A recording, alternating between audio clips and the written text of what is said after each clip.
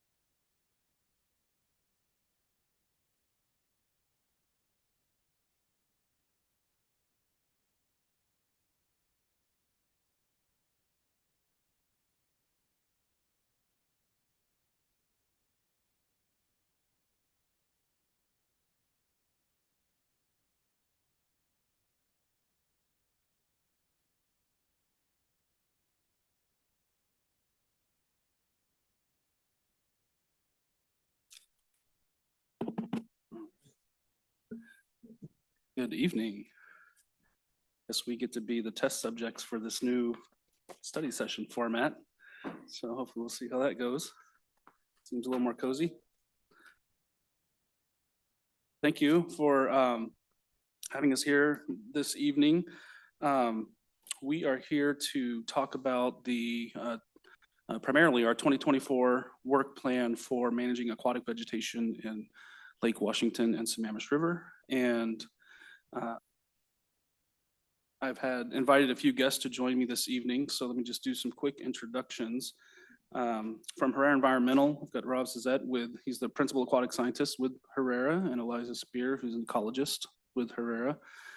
I don't know, it was kind of tentative, I don't know if he has joined online, but Kyle Stillhammer, who's the president and owner of Northwest Aquatic Management, he conducts various aquatic weed management services for the region, has worked for the city in the past, but he might join virtually. If you see someone from Northwest Aquatic Management join, you can let him in.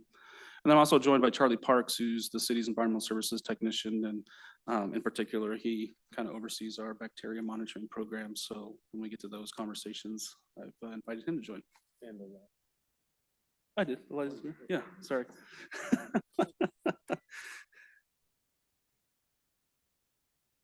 So this evening, I've got a few slides just to provide some background. I know there's a few newer council members who weren't here when we developed the Integrated Aquatic Vegetation Management Plan, or the IAVMP, back in 2017, and we updated that in 2020. So I wanted to provide a little bit of context for that, as well as how we do bacteria monitoring, and then kind of jump into the work plan after that. And obviously, if you have questions anytime, feel free to jump in. But after these first couple slides, if you let me get through those, what we'll do is actually just kind of go to each specific treatment area. And it's I've kind of set that up to be more kind of interactive back and forth. So that'll be a good opportunity with any questions that you may all have at that point. So the IAVMP, the city got a grant back in 2016, and we hired Herrera Environmental, who's with us this evening, to help develop our first management plan. And really covered a variety of things, but one thing that this plan did was it established some priorities that the city could focus on you know, what were our goals going to be, where were we going to try and achieve those goals. And then in 2020, we made some updates to that.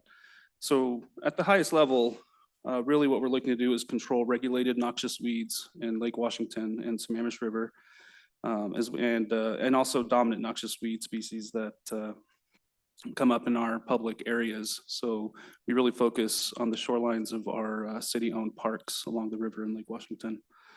And then another goal is also to kind of monitor our progress and try and have early detection of emerging noxious weed species. And the priority areas are those public areas, but also we want to develop a plan that was useful for our private waterfront businesses and homeowners as well. So when you read through the IVMP, this isn't just applicable information for the city, but it's also useful for those waterfront businesses and homeowners to use as well.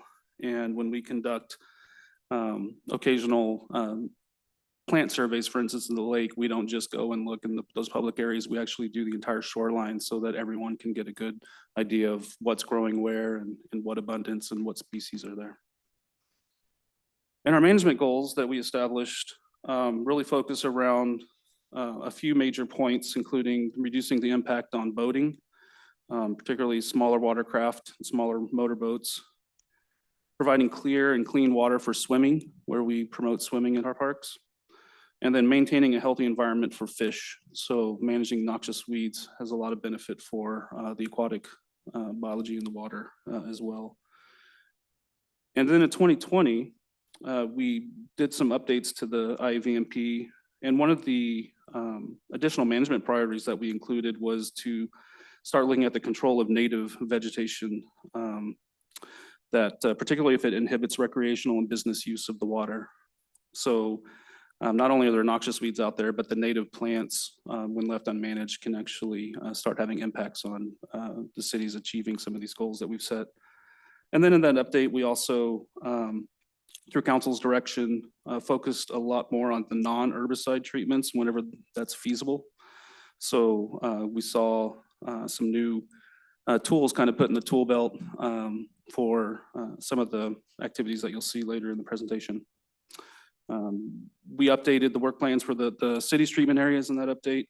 And then, and a lot of this was just focused around that, you know, managing these weeds is really adaptive management. So from year to year, conditions change, plant communities change, move. So we really need to be prepared to adapt to that and not just, you know, we can't just do the same work every year or else it's not going to be effective.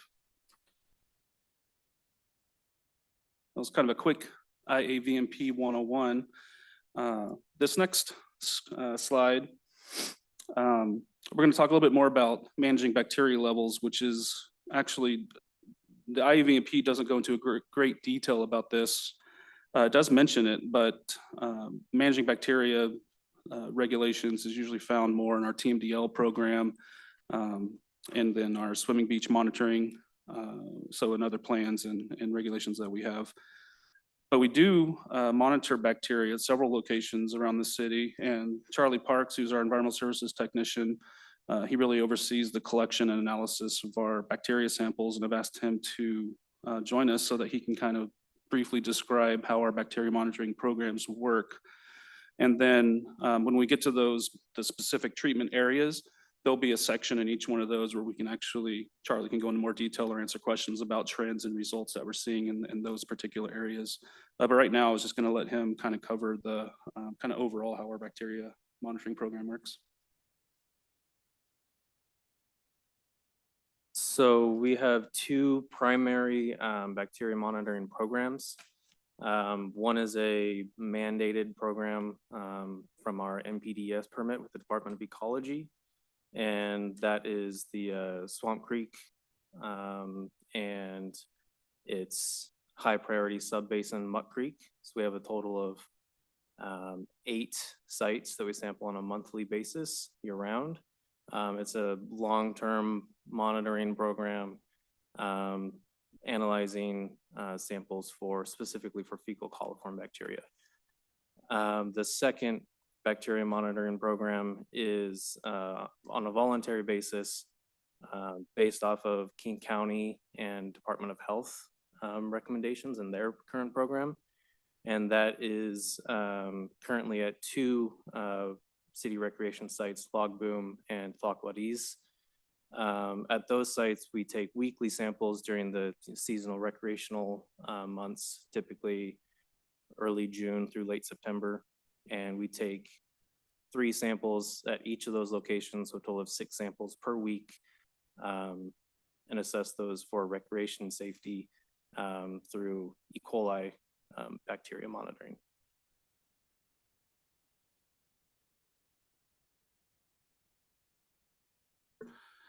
So those thresholds that we follow are set by King County Department of Health. So when they're exceeded, you'll see that we'll post sometimes those yellow warning signs, just saying, the water may be unhealthy for swimming.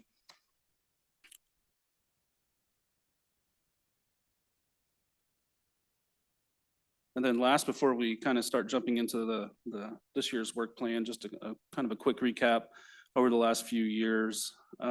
As I mentioned, we really focused on during that 2020 update to start looking at some non-herbicide options in our park areas. And we landed on diver assisted suction harvesting, or DASH for short. So you'll hear that acronym throughout this presentation. And what we're referring to is actual divers are going under the water and hand removing specific noxious weeds, as well as native plants as well. They can help control those, so they won't actually remove those out, but they'll take those down to a specific length and then leave the rest so that they can continue growing. But it does help kind of maintain that recreational access in those areas.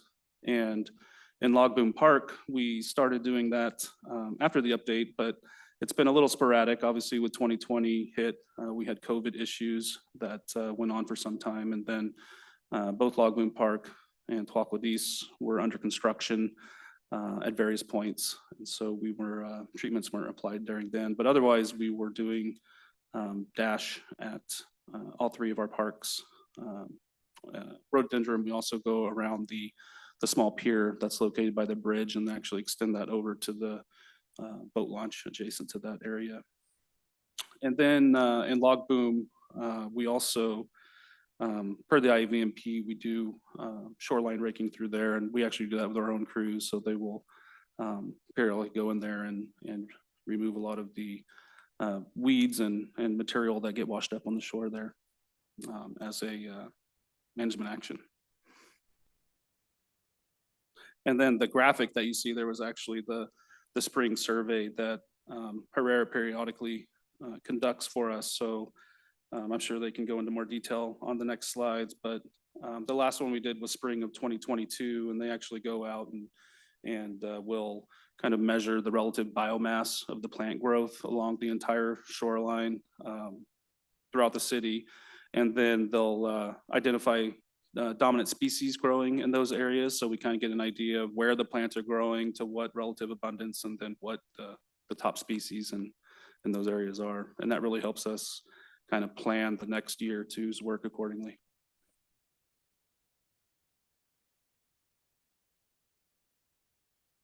All right, so now we're kind of more into the fun part of the presentation. The next few slides, each one kind of goes into each of our primary treatment areas, starting with Log Boom Park. So just as a quick reminder, the city maintained areas we focus on are Log Boom Park, Rhododendron Park, and Tuacahidis Park. There was, the city owns some shoreline in the Inglewood area. We've got a strip there that we own that's just kind of natural and wetlands, and through the IVMP and Herrera's assessments early on, we've just kind of identified that should just be kind of left alone and left natural, so we don't do any treatments there. But otherwise, all the other city-owned shorelines, we do treat for identified weeds. So kind of now looking forward this year in Log Boom Park, there's obviously been some pretty major improvements there. We've got the kind of the new beach shoreline area, the existing pier. We've got some new structures in the park that are increasing the traffic for small watercraft and swimmers into the what I've kind of identified here as that expanded treatment area. So that polygon roughly represents about 10 acres, and around the pier area is just a little bit over 3 acres.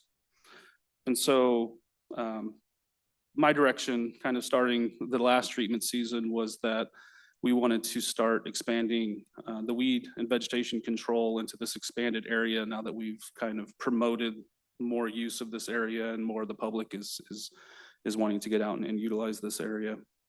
So this work plan kind of represents some options that we're looking into for for that change.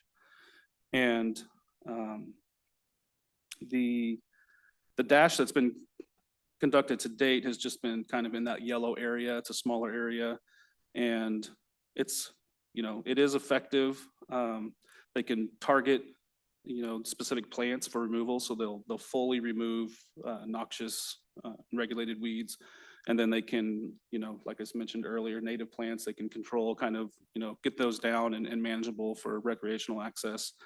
And the way that they actually remove the plants, the suction part, so they're going down and they're removing the entire plant roots, and so it is a very targeted and effective means of control. And you'll see in the report when I talk about once control of those noxious weeds in particular are established, you know, they'll return much slower than just through, you know, an herbicide or other mechanical means. And Rob, feel free to jump in if I'm misspeaking anywhere. I'm kind of just setting you up here for more questions, but that's where we've kind of focused there. But it is more costly per acre. So as we're looking into options to, you know, if we want to potentially include an area up to that 10 acres, and that can be just some discussion that we have tonight. You know, we don't necessarily have to do the full 10 acres. We can try and, you know, have a more targeted area if that's the desire. But really moving more towards mechanical harvesting where we actually, you know, they come in periodically and just kind of like mowing your lawn, they come and they take the top, you know, part of the plant growth out of the water and free up that upper few feet. But it's, again, those plants are gonna continue growing back through the season. It's not quite as effective as removing those from the roots. And then there's also herbicide options and even some, I think, new upgrades and different herbicides available that Rob and Eliza can talk on. But that's kind of really the big change here and looking at that open area. So if you want to speak.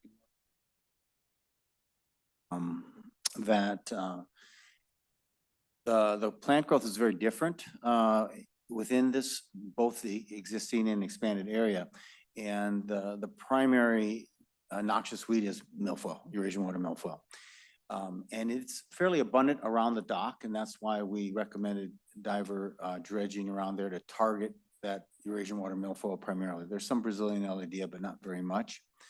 But to the west, actually, I spoke that wrong. There's even more milfoil out in the open area. So it makes, then that's too large of an area to diver dredge. And that's where, and when the swimming came into play, that's why we added that because the quadrathlon was added, and that's why that area was added to treatment. And now that it's a larger area, the harvesting makes more sense for targeting that particular recreational event. And the harvesters, let me clarify, cut down to 5 feet deep, and plants will grow a maximum of a foot per week. The milfoil will, the native plants less so. And so it generally is considered to last a good 5 weeks or more, but is quite often needed to harvest if you want a full summer control.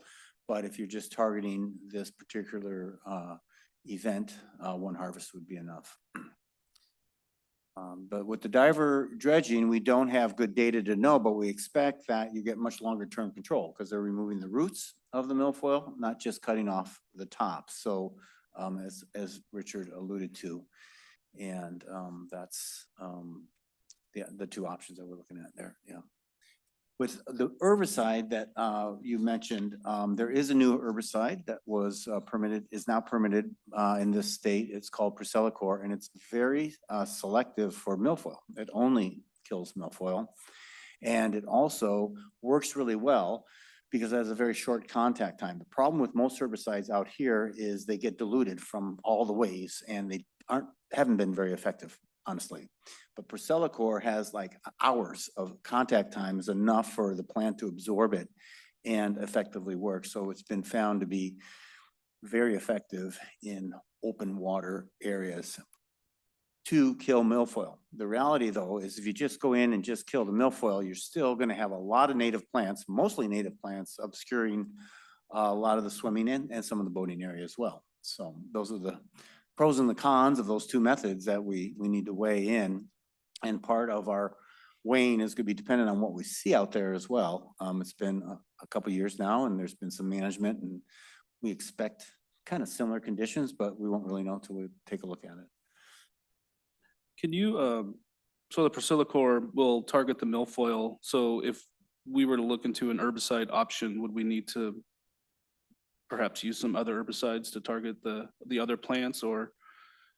Because I know the mechanical is just gonna be indiscriminate, we'll get Right. full treatment, but if we did want to consider Well, the herbicides. herbicide for native plants is Dicot, and that's what was used before. It's a contact herbicide. It doesn't kill the roots of any plant. It will control milfoil, it will control the native plants, and it doesn't do very well on Brazilian Elodea, but that doesn't seem to be a problem yet. But that would be the herbicide of choice. It would be the one you've used before, which is Dicot. It's a contact, yeah. Yeah, I just want to provide clarification that we'd probably have to do a variety of different treatments if we went that route. And one other little factor is Dicot is only allowed to be used for 2 weeks out of the year. It can only be used for the last 2 weeks of July. I don't know about Priscillacor, if it has the same treatment window, but there are. It doesn't. Priscillacor is a lot more flexible in terms of timing. Okay, so Priscillacor can be used in much earlier and later than that period, but Dicot, because of its potential impact on salmonids, is only allowed to be used in that 2 week period. So which is when it has been used, yeah. And in the report, I think I provided a couple estimates just for context. Again, these are just based on one estimate so far, so those could be obviously higher and lower, but the mechanical harvesting that we received for that treatment area was about 23,000 for one pass. And as Rob mentioned, you'd probably, if you want really a full summer length treatment window, you'd need to do at least 2 passes. And then about 20,000 for an herbicide treatment. And I think that was all for the full season for that estimate. So that would be a one-time treatment needed. Questions? And the dash is just cost prohibitive. I mean, we didn't even cost that, right? Is that what you're trying to say? Yeah, just Okay. looking at the area that we did treat and then looking at this area, I mean, just based on the comparison, it'd be 3 to 4 times as much as the mechanical harvesting. And when does, I mean, I'm just trying to get a grasp on timing and number of treatments or mechanical harvesting that we may need to do. So when do the weeds start growing at that 1 foot per month? When do they start getting to that range of noticeability is- impact? Yeah, that's a good point. As the days grow longer, the weeds grow faster and the water warms up, they grow faster too. So that's just a real rough, I measured that milfoil many years ago. I measured that regrowth rate from a harvesting program. But the weeds are gonna be coming up in a couple of weeks and a couple of months. And by June, they'll be very growing strong and they will reach their maximum growth usually by August. So they'll be growing and getting denser and taller as the summer progresses from June to August. And then they start senescing when the days get shorter and the water gets cooler. Yeah, so August is around when we start seeing it float around the top, right? Like, like when we start visibly noticing it. Maximum, yeah. I had a couple of questions related to this. Because I was thinking about with the Priscillacor, and I'm, not sure about the cost difference or, that sort of thing. And really, I just want us to be doing what is right to make our waterways clear, safe for our community and for the aquatic life, the healthy aquatic life we want growing there, of course. So my question, I had a few in this range of timing and how. Did I hear correctly that native weeds grow slower than the milfoil, for example? Correct. They're just not as aggressive as the milfoil and they don't form those canopies that are the most prohibitive to recreation. Yeah, and so, they're, I'm assuming less dense in I would the say mix. yes. They don't tend to form the same monocultures at the same density that milfoil does. Okay, and then with the Priscilla that if we were to do it earlier in the season, I'm just curious, like a treatment for that early on might, I'm just trying to understand the timing and how much treatment, because I would like to make sure we get as much milfoil out as possible. Did I understand that the Priscilla actually kills it to the root? Or is it the dicor is only like whatever the, Yeah. okay, Yeah, dicot kills the vegetative growth above the surface. above the surface? Priscilla gets the roots. Yeah, because ideally we'll get as much removed as for as long as possible. So getting to those roots, I think, is incredibly important. And then the mechanical harvesting, I do support if we can't do the dash technique throughout, which I understand the limitations there funding wise. And I hope someday we can find a way to have funding for clean water, healthy water that makes that a top priority. Because I can see a lot of good jobs coming out of making that a real thing. You know, there's plenty of work on Lake Washington alone to do that. And I think it probably is the optimum way of eliminating these weeds. But I can see a benefit to multiple treatments. We actually have people really using, whether it's treatment or, you know, harvesting. I'm just trying to process how to go forward with this and my understanding of what you presented today. So forgive my stream of consciousness while I'm talking about this, but I'm just thinking out loud that since we have so many people using log boom in particular and other areas, so many people paddle boarding and doing other sorts of, you know, rowing and boating, we're going to have to be more aggressive. Seeing what happened to our water last year was really, anyway, disheartening. I'll just use that word. But I think I appreciate what you've described, at least for this year, and I'm looking forward to more. So thank you. I had a couple of questions on the herbicide as well. So you said it was recently approved. A couple of questions to follow up on that is what are some of the impacts of that, either environmentally, on humans, when it comes to the use and application of it? Do we have to sort of restrict access to the water for some time, or just kind of walk me through that a little bit more so I can understand it? Priscilla is particularly noticeable for its low aquatic toxicity, and there are no recreational limitations in terms of needing to close the water for access when Priscilla is in use. Part of its strength comes from its low contact period, meaning that, you know, it only needs to reside in the water for a short period of time to work. And so it's also particularly useful for this setting where you have a lot of wave action and energy in the system. They've all been, gone through an environmental impact statement process and been approved by the Department of Ecology for statewide use. And in fact, ecology is even more restrictive than many other states. And there's some herbicides that are allowed by EPA, for example, that aren't allowed in our state. But ecology has approved the ones that we're speaking of. Thank you. Another question I had is, did I understand correctly that we can do one treatment earlier on in the season and it should last the season, or would we have to do a couple rounds of treatment? Just one? Okay, thank you. And just to clarify too, I think you're focusing specifically on the milfoil treatment. So the dicot treatment for the other plants, that time restriction is actually, that's based on a fish window. So Okay. that July window is to avoid impacts to salmon migrating in the area. So that's why it's so limited to there. And then also we wouldn't be able to do that if we wanted to treat the other non-milfoil plants. That would have to be in that July, that second half of July. But the Priscilla that doesn't have impact on the salmon window. Correct. Okay, thank you. Could you clarify for me how the herbicide, whichever herbicide it is administered? How do you get it where it's going?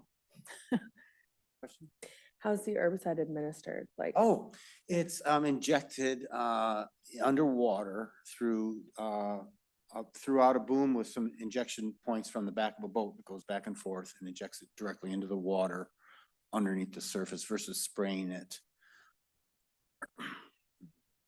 So just to clarify, it's under the water. Yep.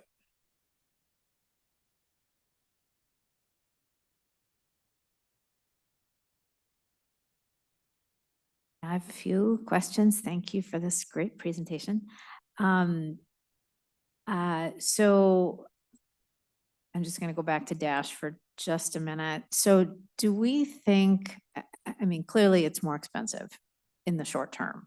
I mean, do we have any reason to think that application of Dash has multiple year impacts? So like if we do Dash this year, it'll actually like last 3 years or anything like that, that would mitigate the increased cost? Yes, I wouldn't say 3 years, but yes, we expect because of removing the roots, you would get almost the same as a Priscilla-core treatment because it Yeah. burns the roots out. So you will get less regrowth the next year if you remove the roots. If you don't, the plants will start right up. They'll have the same amount of carbohydrate and they'll bloom right up in the next fall. But yes. Okay, but we wouldn't expect, for example, better impact on milfoil than using Priscilla-core.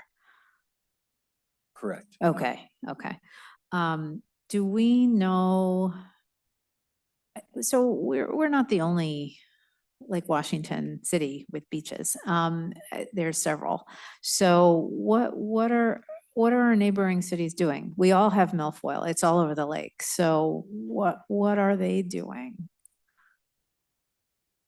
We don't know the answer to that exactly. I will tell you that we're looking into that, but I saw that question just a few days ago, and so I've got some feelers out there. Yeah. I'm not sure. I do know the city of Seattle. I'm familiar with their program. Okay, And historically, they did not allow herbicides, and they used bottom barriers at their swimming beaches primarily. And but they have now recently allowed herbicides, and they, I believe, are using Priscilla-core at their Lake Washington beaches. okay. So they where use have- barriers, which is another option, but then that's only near shore, so very near shore.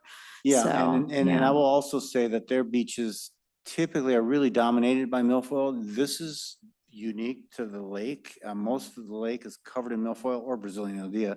You have a very healthy native plant population that you don't see many other places in the lake. So it's a little bit different. And that's what's different here is you go to Matthews Beach and it's all milfoil.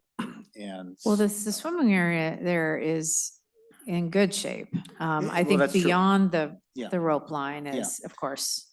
Yeah, full and of I actually think milfoil. it's more like the marinas, like Lakewood Marina. I think Oh, yeah, they've done some Okay. applications. Yeah. But I'm not exactly clear exactly what Yeah, Seattle's. my understanding doing. is that other cities are using the herbicides, but I could be wrong. It'd be just nice to have that We did information. ask our harvesting, who else is harvesting, and there's really nobody else harvesting that they were aware of, the harvesting manufacturers. So I think it is, you're right. I think it's, if there's management, it's primarily. It's herbicide. Yeah, well, and I think the mechanical, I mean, my impression from when we did that in the small area last year is, and from what they told us directly, is they literally take the top 2 or 3 feet off. And that's it. Oh, it's 5 feet is how deep the cutters go. You can actually get a 7 or Okay. 8 foot cutter if you get a special cutter. But the cutters will Okay. extend 5 feet and they have for decades. Okay. But you can get an even deeper ones than that if you want, but nobody, I mean, but you have to be, Okay. reality is you can't be cutting over logs and, it's, you have to be very, so sometimes the harvester may not go deep because he's worried about running into a stump or a log, or they can't see well when there's a lot of turbidity and a lot of wind, And- and they can't track well. So it's not like mowing a lawn. It's a little Right. bit trickier. Yeah. If we treat with the Priscilla-core, are we going to be, we're going to need to treat with the other herbicide as well, I think, right? Because we're just opening up the opportunity for the native weeds to go nuts, right? Well, I think what we'll do is we'll go out and conduct our spring survey, see what's growing and what abundance, and then come up with the treatment plan that we should do to maximize the Okay. recreational use of the And park. last question, for the moment. Can you talk a little bit about the relationship between, and maybe the drivers, between the weeds, right? Because we've got milfoil and then some others. Bacteria, which is different, and the blue-green algae, right, the toxic algae, because I think those are all three different things, and there's probably different drivers, and they all impact boating, swimming, and fish. So, yeah, I want a little more contextualism around those. I'd love to talk about it. I live with it every day. They are very independent, and you said that very well.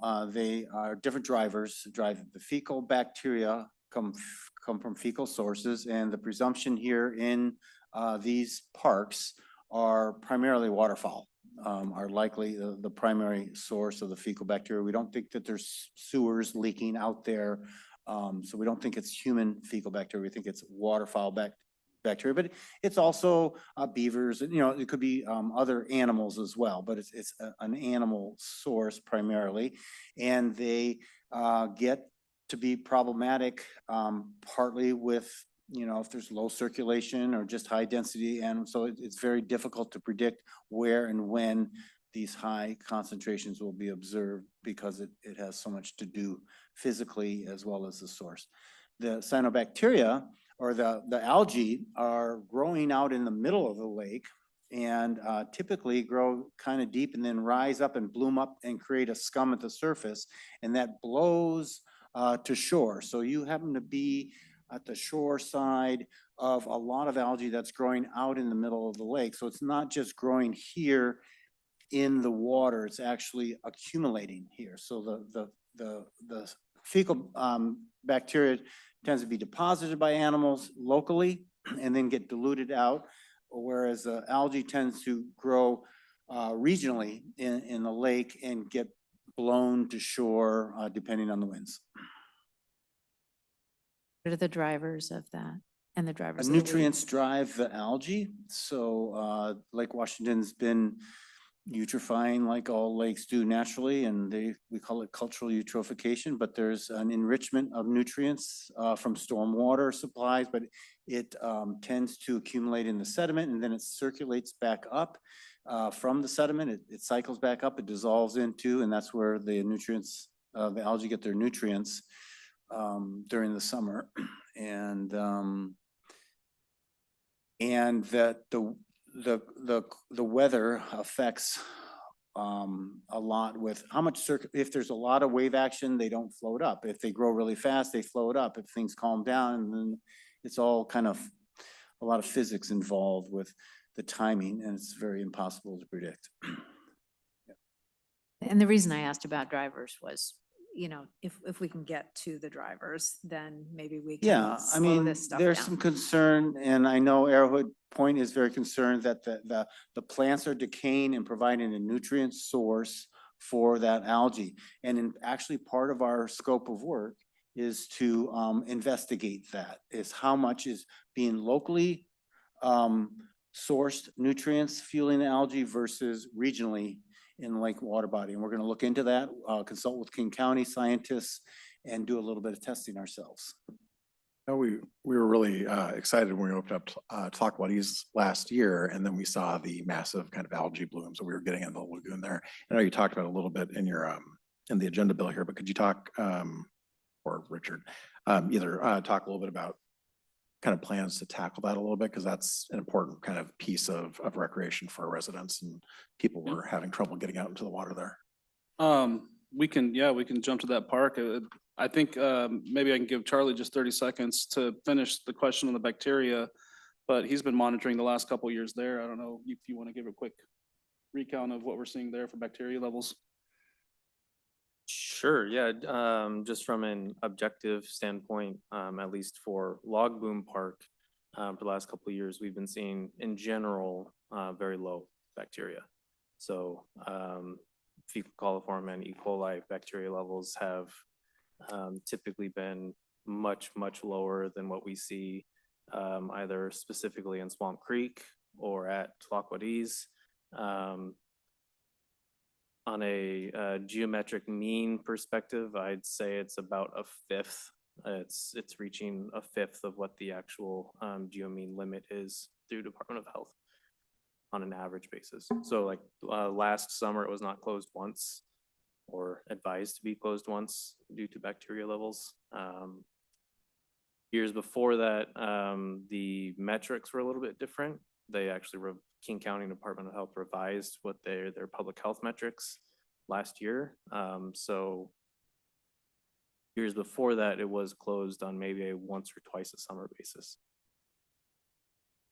And I just had a tag in on the algae question, if that's okay right now. Being given our location at the mouth of the Sammamish River into Lake Washington, will you be looking at nutrients that may be coming from runoff from, River. yeah, agriculture in the river? Yeah, and because that, my understanding is that does have a direct impact. Okay, I was just curious about that. No, it's Yeah. true. I shouldn't mean to discount the nutrient load from the Sammamish River affecting algae growth in this area. And may I ask, just for my own curiosity, I mean, we definitely see it out in the lake. That algae growth does happen in the river as well, or is it mainly just dumping it, going into the lake? Just for my Well, there's algae understanding. growth in the river for sure. For sure, yeah. Can't really tell you how much algae, even how much algae is on the beach, where to come, how much Yeah. from the river, how much from the lake. No, I don't need a percentage. It's in Yeah, both not areas, quite sure. obviously. I just thought I'd put it out there. I was just trying to, Yeah. Connect some I'm glad you made dots that in that- connection because in I that area. neglected to mention there's plenty of algae and nutrients coming Yeah. from the Yeah. river. Down yeah, the river. that was my understanding. We are getting a lot just from the river as well. Okay, thank you. Yeah, just a couple things. So back to the quad event. So we had the harvesting method done right before the event around the course. So it wasn't that whole big area. We estimated by where buoys were, where the course would be. That was challenging because buoys move in the wind, and so the course didn't match up didn't completely match up where the harvesting had been. But in the places that were harvested, so we stayed afterwards and asked the race contestants how it went. And I talked to quite a few of them, and they all said something to the effect of, well, they did feel the weeds, like as they're swimming the breaststroke, as their hand is coming down, they could feel them. So that's not 5 feet, that's a couple feet.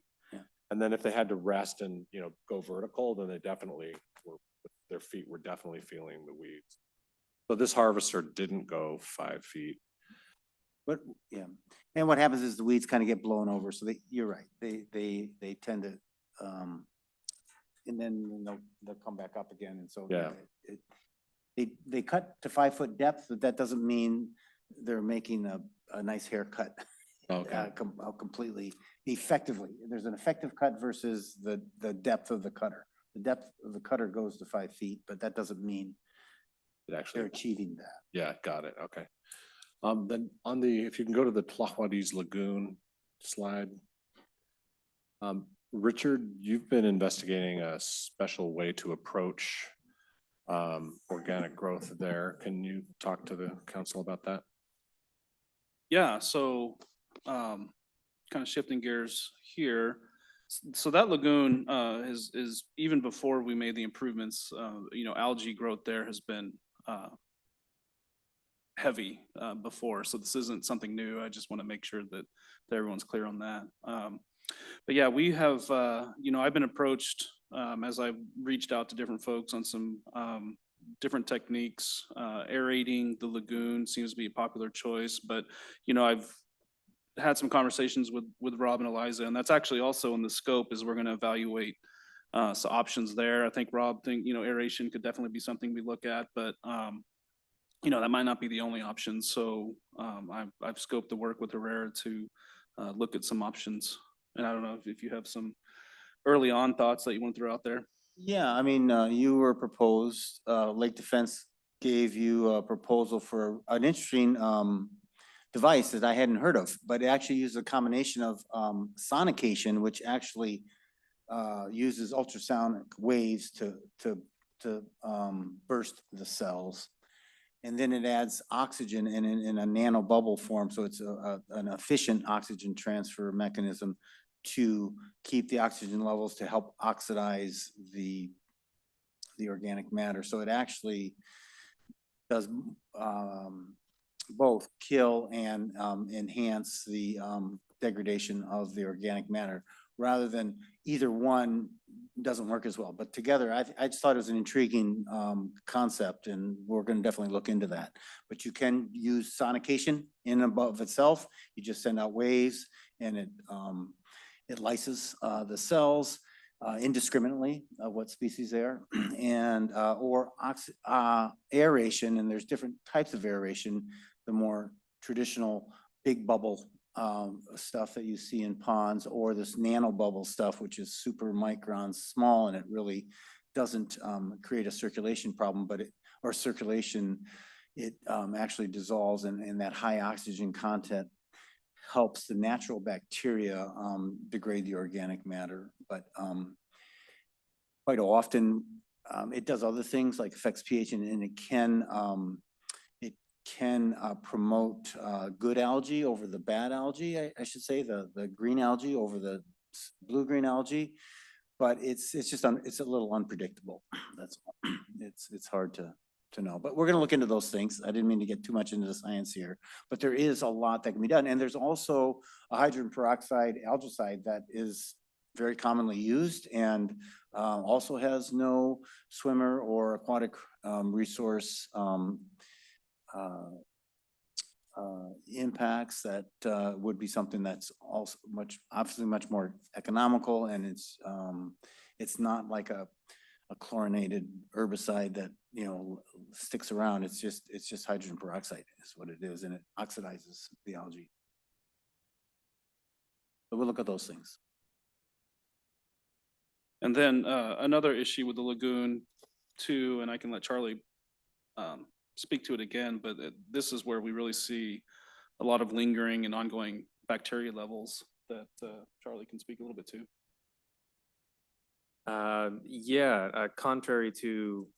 In contrast to Log Boom Park, Tlaquadiz Park, we see on average much higher bacteria levels compared to its surrounding water bodies. So primarily Swamp Creek. Last summer was the first summer we had been doing bacteria monitoring of Tlaquadiz, and it ended up being closed for nearly 2 months due to much higher than allowable E. coli levels. By closed, he means we were warning that's, just not to swim or their high bacteria levels. Yeah. The boating was still okay. Yes. Yes, and for both parks, our warnings are specifically to swimmers, so in water recreation, not boaters, stand-up paddleboarders, which most likely probably wasn't too much of an impact at Tlaquadiz, seeing as it's not a swimming park typically compared to Log Boom. So, but yeah, that's the general bacteria trends there. And I think in this park, sounds like, talking with some of our park staff too, just wildlife management could be something that we look at here. There's a lot of waterfowl input, as Rob mentioned earlier, as a source for bacteria. And then also as we research these algae control methods, I'd be curious to see any bacteria control impacts that we might be able to get. Yeah, that same algicide is used to control fecal bacteria as well, and is effective on both fecal bacteria and cyanobacteria. I'll also add that in 2020 and in 2023, we did actual DNA testing, so microbial DNA testing on some of our fecal testing. And in both cases, tests came back. You can't definitively rule out based on DNA testing that there is no human source, but it was in both cases either extremely low or under the detectable limits of human bacteria or human DNA sources. Can you tell whether it's pet bacteria or wildlife? You can actually, you can test for almost any DNA sequence you want in bacteria, in fecal bacteria. It's very cost prohibitive. So we determined that the best thing to do is to rule out humans. And then you can test for beaver, ruminants, you can test for all sorts of things. Councilor Marshall? Do we know if it was waterfowl? We do not definitively, no. Councilor All we know Shepherd? is that it was most likely not human.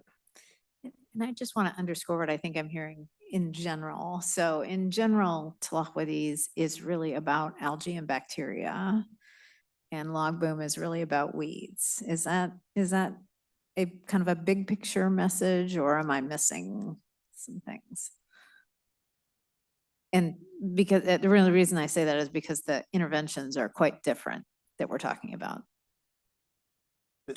There's some weeds at Yeah. Talley's, and there's mostly at the Swamp Creek channel access to it. So within the pool itself, it tends to be isolated patches, but there's some milfoil in there and some native plants. It's not densely covered.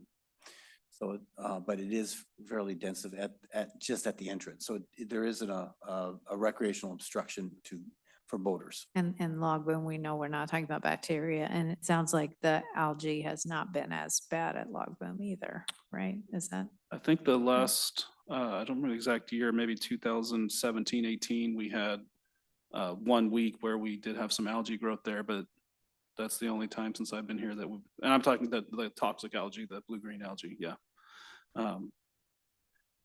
But yes, so there is treatment here as well, as I've indicated, but the divers are usually through this area in Rhododendron Park in like 2 days versus like 6 to 7 days at Log Boom. So there are weeds here, but much less. And just for the sake of time, if I can just run through a couple slides real quick, and then we can go back to council's questions, just to make sure I cover that. So Rhododendron Park, there's not, again, pretty light weeds. We haven't really had too many issues here. I don't really have it mapped, but one note that I will say is that, access to the parks, we also do consider. And so we do get a lot of calls about Sammamish River. And so usually we'll rely on kind of talking with, local kayakers and small boat operators, and Rob will go out and kayak just to check. But that main channel does typically remain clear. So, I try to get out there once at least just to kind of go through and make sure. But, we don't want to discount that there is weed growth on the shores. And then when you get out into the mouth, if you really stray outside of that channel, it's really shallow. It's thick with weeds. We do know that. But a couple options we've discussed and haven't implemented is, perhaps maybe using some buoys and marking that main channel a little bit so that the smaller watercraft can kind of know where to try and stay. Otherwise, dredging, which I know with our upstream partners and working with King County, that's something that I'm pushing for with the CIS project to get a regional dredging at the mouth there done, because I think Rob would agree. I mean, it's really a sedimentation problem there. It's not a weed problem. So Arrowhead Point, I think Rob kind of touched on that already a little bit, but we're going to be working with the community there. And I think he covered it pretty well, just looking at, why we're having issues there. We'll be doing some monitoring. Herrera will be doing some, but then also actually in-house, Charlie is actually a licensed drone pilot, and we have that at our disposal now. And so we can actually we'll use our drone to track plant growth as well. So we should have a much better idea of kind of the scope and what's happening there at the end of this growing season. And I just want to throw out actually was, we're communicating with King County, but completely unrelated, so it doesn't really impact us at all, but just to let you all know that, King County is actually wrapping up some pretty extensive purple and garden loosestrife removal that they've been doing upstream of us. So they've gone through unincorporated King County, they've gone through a lot of the Redmond shorelines, and now they're kind of down here. And so they approached us and just, ask if they can come on public property. And this is all being done under ecology permit. So they just are kind of letting us know what's going on. And then any private work, they do contact that private property owner and get permission before they do anything on any private property. But you may see them coming through starting this June through the city.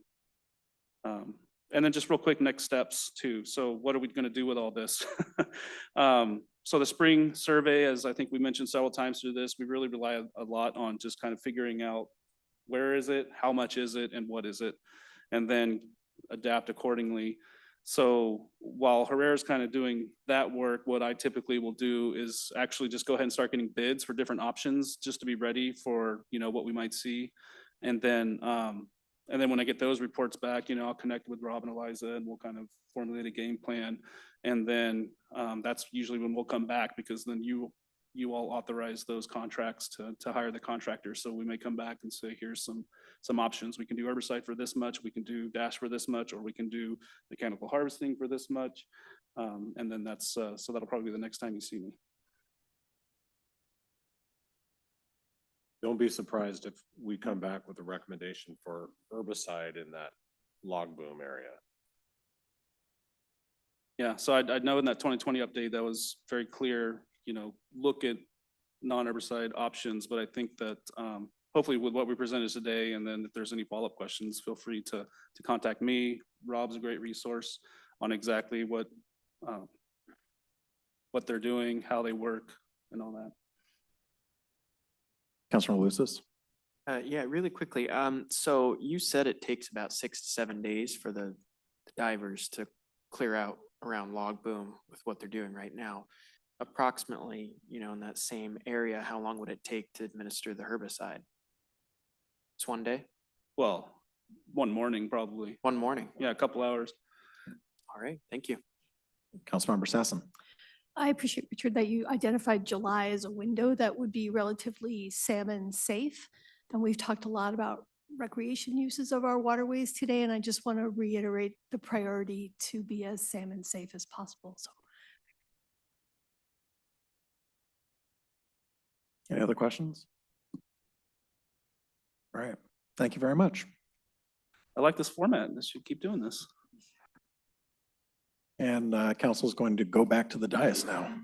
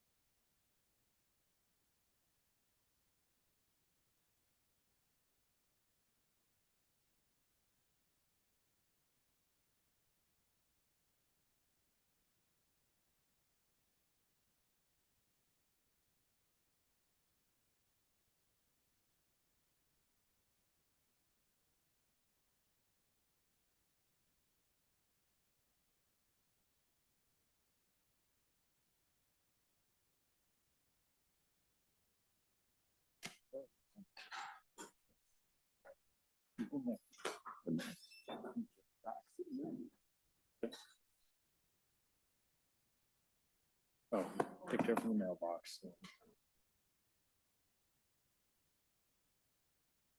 I had one friend, one classmate.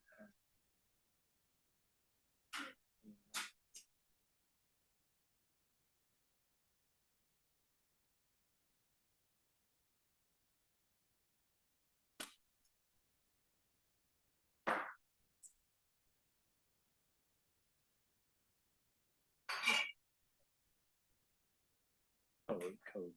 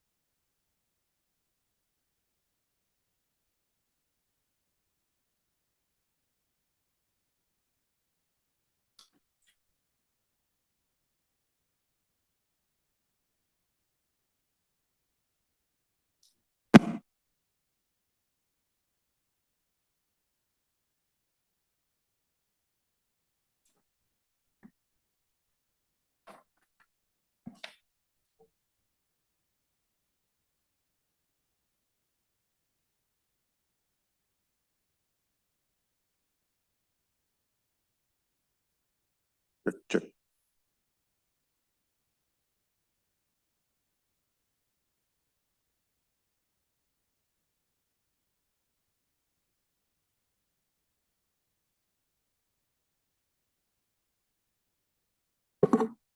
All right, I'm going to adjourn our special meeting and call to order the regular city council meeting. Would the clerk please take the roll? Councilmember Culver, Present. Councilmember Marshall, Present. Councilmember Sassen, Here. Councilmember Shrubnik. Here. Councilmember Lutzis, Here. Deputy Mayor O'Kane, Here. Mayor Herbig, Here. all present. Next on the agenda, we have the land acknowledgement. We acknowledge that the city of Kenmore is situated upon the ancestral lands of the Snohomish, Snoqualmie, Soxhawtl, Duwamish, Stillaguamish, Tulalip, Suquamish, Muckleshoot, and other tribes who are part of the Coast Salish peoples.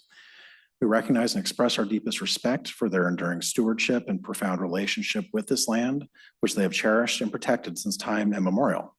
We honor the First Peoples, acknowledge their vibrant cultures, and commit ourselves to learning from their wisdom in our journey to promote justice, equity, and mutual understanding. We pledge to stand alongside these communities in acknowledging past injustices and work towards a future that respects and celebrates the diverse heritage of this land. Would you all please stand and join me in the flag salute?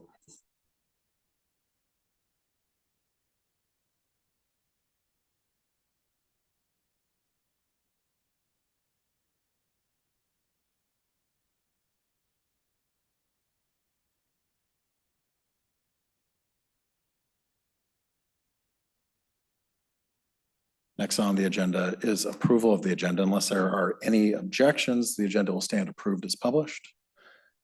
Seeing no objections, the agenda is approved. Next, we have a proclamation for Women's History Month, and I have asked the Deputy Mayor to please read that. Whereas throughout history, women of all races and backgrounds have played a vital and significant role in shaping the course of our country and our world.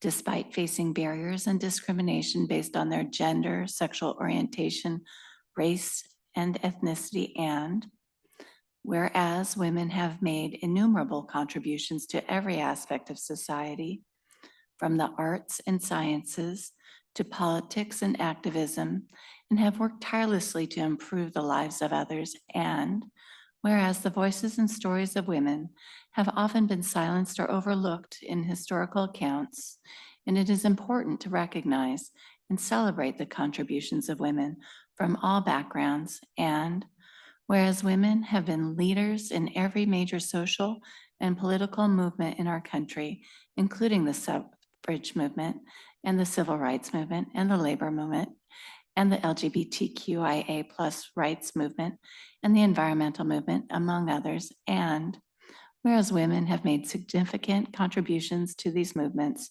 and to the broader cause of social justice. And whereas women have also played a critical role in supporting and caring for their families and communities, often through unpaid labor, volunteer work, and have helped to build the foundation of our society. Now therefore, I, Nigel Herbig, Mayor of the City of Kenmore, on behalf of the City Council, do hereby proclaim March as Women's History Month in the City of Kenmore. The city makes this proclamation to honor the achievements and contributions of women from all walks of life and to recognize the ongoing struggle for gender and racial equality. We celebrate the legacy of women who have paved the way for progress, and we stand with women today as we work to create a more just and equitable society for all. We'd like to present this to Suzanne Greathouse. Come on up, Suzanne.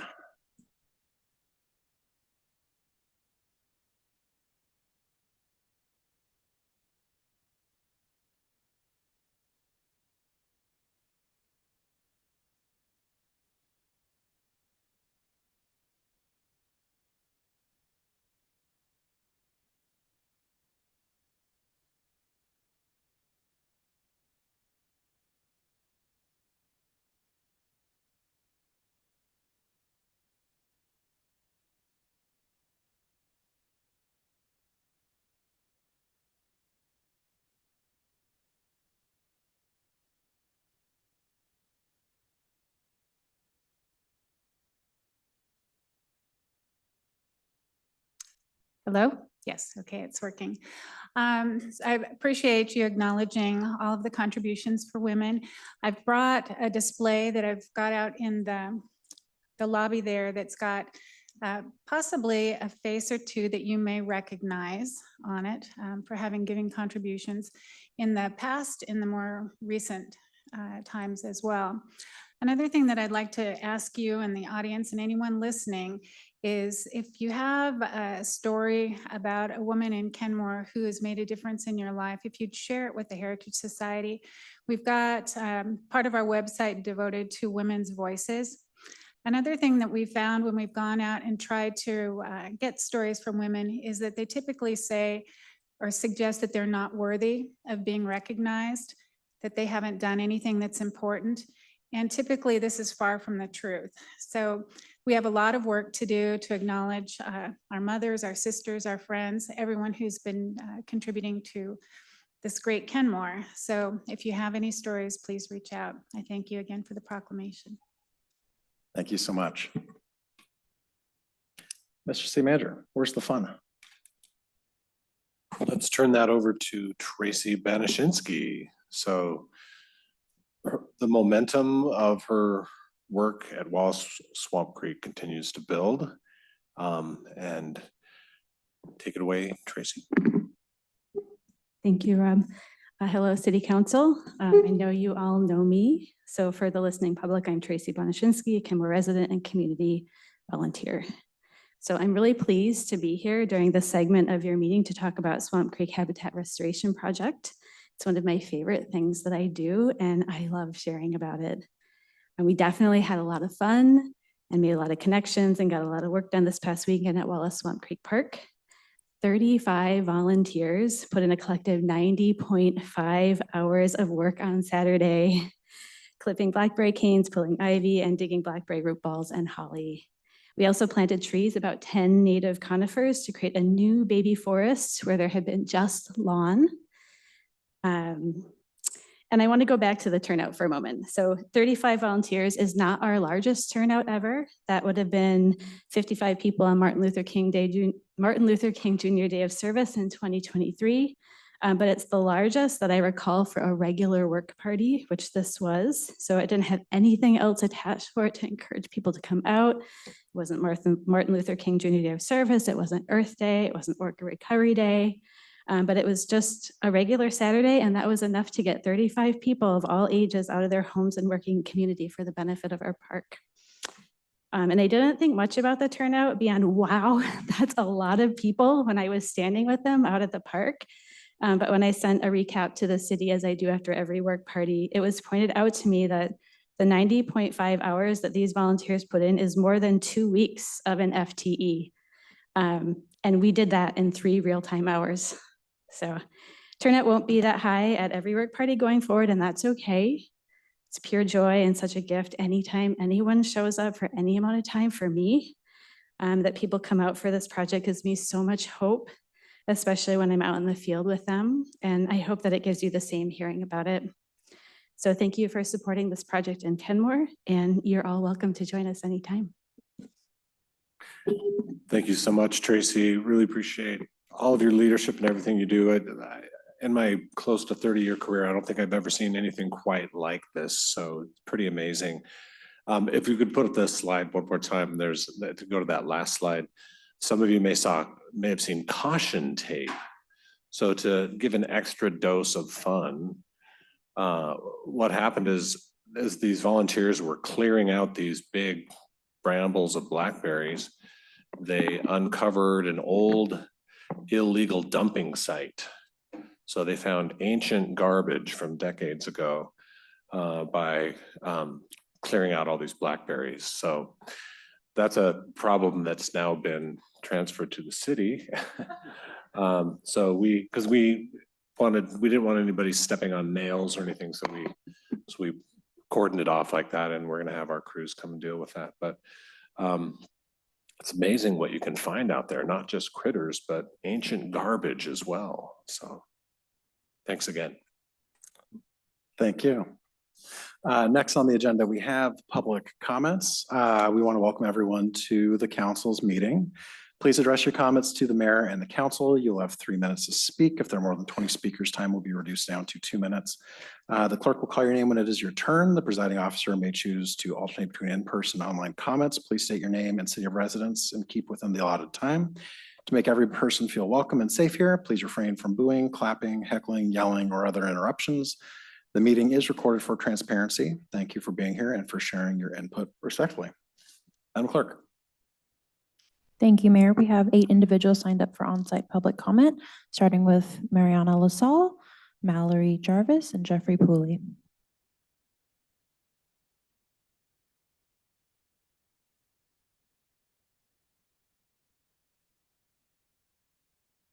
Good evening.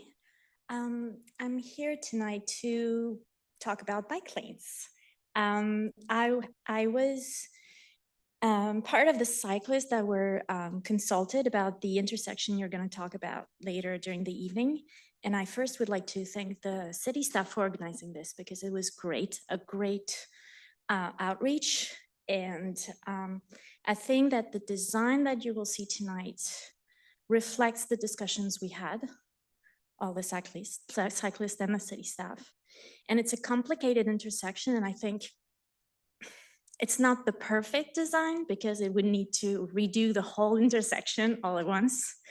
But with the means of the city, I think it's a good option to consider. Especially, it integrates setbacks for the intersections for cyclists and protections, vertical. And as a family cyclist with kids and cargo bikes and all those stuff that are low and heavy and cyclists that are, let's say, not really confident close to cars, these are really good improvements. And my wish list would be to get those kinds of improvements everywhere in the city, because it would giving confidence to cyclists of all abilities will get people on bikes and will get also pedestrians outside. And I think that's very important. Well, I have an extra minute, so I'll add to that I also would like to voice my support to the extension of the city's contract for the Lake City Partners ending homelessness, because outreach is one of those very important things and the first step to get people back getting the help and community services they need to get housing, especially as Kenmore has to rely heavily, very heavily, on services that are not in Kenmore, for shelter, for transitional housing, dare I say, for permanent supportive housing.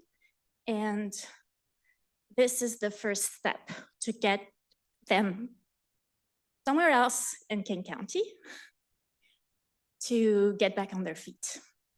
Thank you very much. Mallory Jarvis, followed by Jeffrey Pooley and Jennifer Anderson.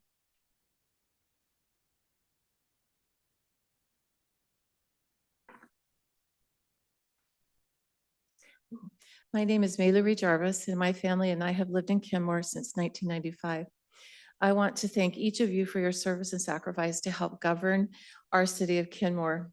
As a side note, I want to thank those of this council who stood up for the citizens of Kenmore and democracy when publicly called feckless by our governor, Jay Inslee. Your voice was heard, and I'm so proud that you stood strong and rebutted the derogatory statements issued concerning our Kenmore community. I am a mom and have raised 3 children in the city. I currently have my last son attending Inglemoor High School. I have always taught my children to treat everyone with kindness and respect. I have taught them the importance of respecting the rights of all cultures, no matter how diverse. I have taught them that we all have an equitable opportunity to succeed. I have taught them that all should be included in the opportunities so readily available in this great society we enjoy. I'm here today because I believe that the flag that is currently printed on the Kenmore City Hall steps is not appropriate for a public building. Even though I am sure that the project was done with good intentions, I believe that Kenmore City Hall needs to remain neutral. Every citizen of Kenmore will have varying opinions and causes they promote. How can the city of Kenmore address them all? For example, here are some very important flags that deserve a space to be displayed.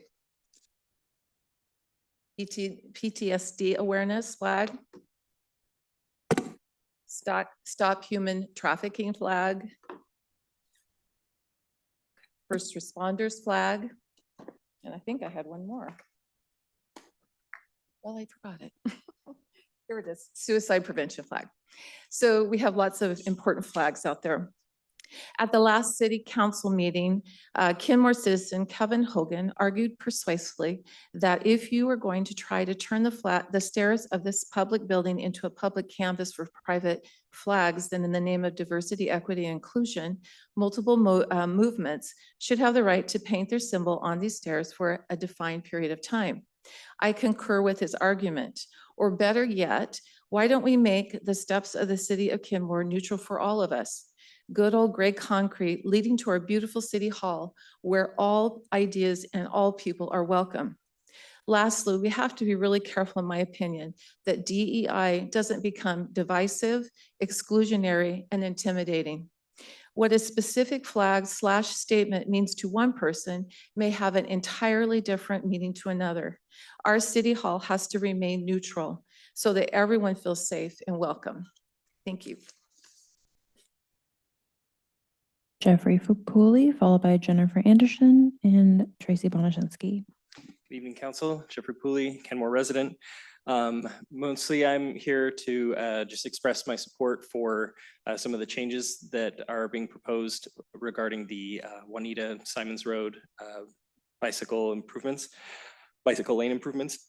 And the specifics, I'm not a civil engineer. I don't know streets and roads that well. Me personally, I'm a very confident cyclist. I've ridden in New York City and Connecticut and Seattle and Bangkok and some of the scariest places you can imagine. I'm not afraid of riding next to cars. But my wife, we recently purchased e-bikes for both of us. We ride as a family, and she is very hesitant to go out and ride by herself without me leading the way and helping her navigate those things. And the kinds of changes that are being proposed not only help her and riders like her to feel safe with those barriers and the clear markings, to be safe, but also to feel safe. And then also to help her understand and navigate where she's supposed to go. There's many areas in our community and in our streets where you'll get to an intersection and you'll think, am I supposed to stay on the street here? Am I supposed to ride on the sidewalk? Is there a bike path somewhere that I don't see? So all those kinds of clear markings really help those people who are not confident to navigate and understand where they're supposed to be, so they don't just end up in a place where, oh no, the sidewalk ends or the bike path ends and I can't turn around my big heavy e-bike with my 2 kids on the back. So just want to express my general support for these types of changes. And then also I wanted to express that these types of changes, there's a sentiment sometimes in our car-centered society that these are nice to haves, that bike paths and separated bike paths and things like that are nice to haves, that they're luxury things to have. But really, investments in this type of infrastructure helps our city financially, it helps our congestion, it helps happiness. E-bikes, sales of e-bikes have grown 250% from 2020 to 2022. I'm really excited to see what those numbers are in 2023. Some surveys have suggested that people who purchase e-bikes replace as many as 20 miles a week of transportation using those e-bikes. So every person that's on a bike is reducing congestion. So it helps everybody. It helps every driver. It helps every resident. And we all know that active modes of transportation are good for our health, good for our community, and good for the environment. And that's my comment. Thank you so much. Jennifer Anderson.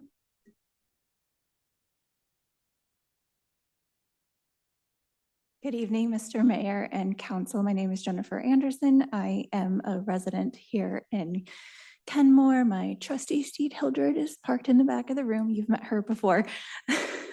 She's my cargo bike. And that means that not only do I carry a bunch of stuff around, that is also how I transfer my kid around.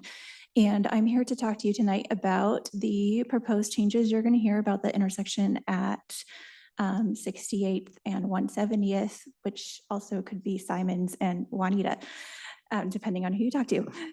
And I want to first thank Tobin, who has been incredibly patient and kind to all of us cyclists, asking him the same question over and over again and giving us the best answers that he could over and over and over again without without any let's just say he was more than happy to do it, which bless him. I used to work in constituent work, and I know that answering the same question can be very hard. So thank you so much, Tobin, for giving us your time. And I just wanted to give my support for the changes that you are going to see here. As you have heard, several of us local cyclists who use these intersections every day have had a chance to work with Tobin on this, take a look at changes, understand the scope of the project. And while we would all love to see even more improvements to that intersection, we understand the scope of this project and the cost of this project. And so for what we can do right now, we think this is a really great solution, and we're hoping for your support. And in that note, I'm hoping that this can be an example of how all of our intersections can look in Kenmore. We need those vertical delineators for busy right-hand turn lanes. We need clearer markings for where cars and cyclists need to go. And we need to provide a sense of protection, not only to the cyclists, but to cars. I know that when I drive a car, I'm always worried about cyclists coming up on my right when I'm going to make a right-hand turn too. It's always kind of unclear, like, are they going to go first? Can I turn right on red? Exactly. So all of the changes that you see in this intersection are going to make that so clear for what everyone is supposed to do and when they're supposed to do it. And I think it's a really great improvement. Thank you so much for your time. Tracy Bonashinsky, followed by Mark Prince, John Hendrickson, and Danielle Olson. Tracy Bonashinsky, Kenmore. Honorable Mayor, Honorable Deputy Mayor, and Honorable Council members, I am here to support the proposed 170th Street and Juanita Drive intersection bicycle accessibility improvements.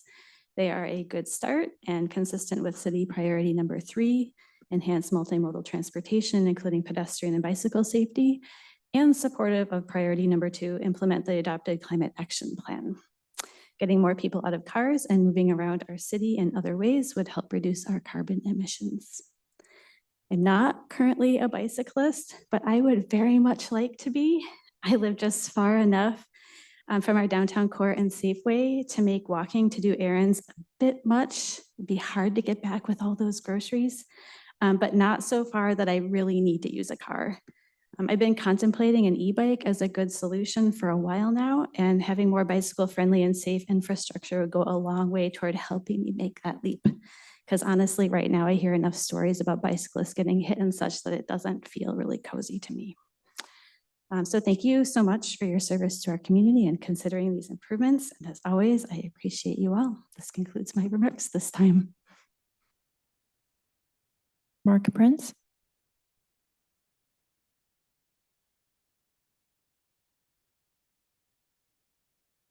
Council, thank you for your time. My name is Mark Prince, Kenmore. I'm here tonight in opposition of the permanent closure of the 193rd Street and 61st Avenue eastbound right turn slip lane. That's a mouthful.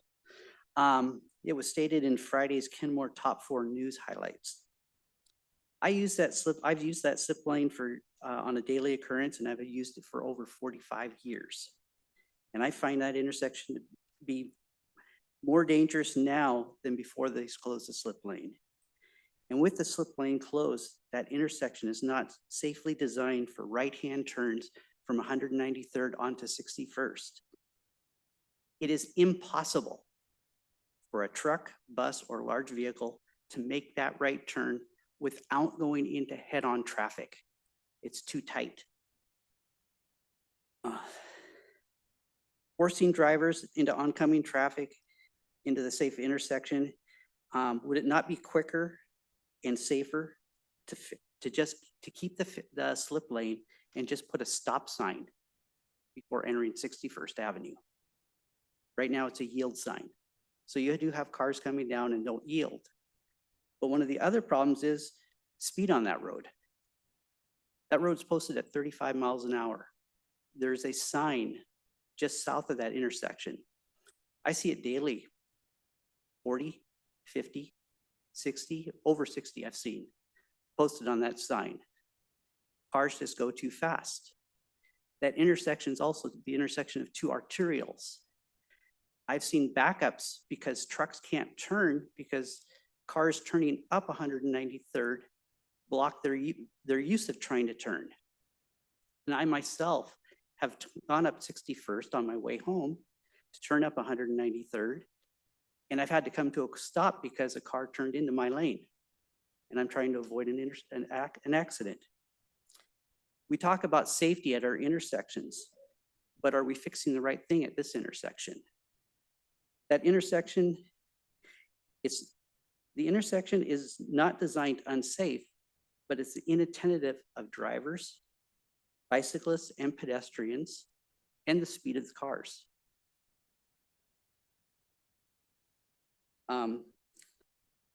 I wish we would relook at that intersection and try to keep that slip lane open. I think a simple action is to just put a stop sign onto that slip lane. Thank you.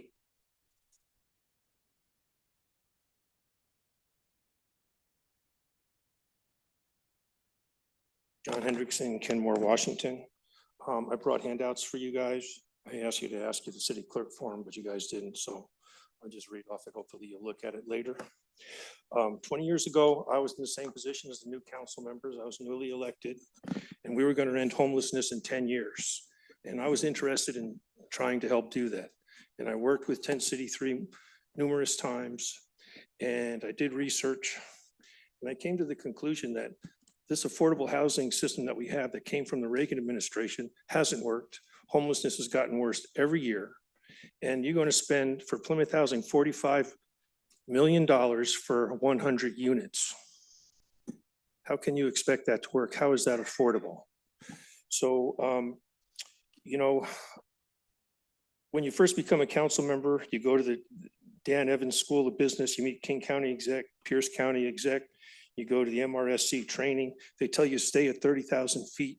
You only dive down when you really need to, otherwise you just stay up in your lane up at 30,000 feet. So if you stay up there, I mean, it's kind of an intimidating process. You've been through some heavy meetings with the school district, with the retreat. No one's giving you the basics to understand our city's finances, I know that. And so it's overwhelming and intimidating. And it intimidates you to keep you from asking questions like, how did the Plymouth Housing Project fail? Are you afraid that Jay Inslee, Dow Constantine, and friends might show up at your house and call you names like feckless and other things? They are calling you names. So stay in your lane. Well, the handout that I'm giving you summarizes questions about the Plymouth Housing Project and the information that you've been getting from staff and from Plymouth. It needs to be independently analyzed, investigated, not with a city staff consultant, because they all know what side of the bread their butter's on. Susanna Frame or somebody, and have a with this investigation, a formal discovery under penalties of perjury for staff and for Plymouth. Staff told us that the funding here was coming all from the state. 78% of the funding comes from federal. The state was only paying 5% of that funding. I gave you this handout showing you the pie chart that they gave you in December 11th and January 23rd. If you look at our GMA plan, we're supposed to have 3,000 units in 20 years of affordable, 2,150 units of a 30% and 50%. That would cost $967 million, not $97 billion that I said it cost with the council. Go through the rest of this, please. I'll email you on it. There's a lot of misinformation in there. Thank you, Mr. Thank you, Mr. Hendrickson. Danielle Olson, followed by James Olson.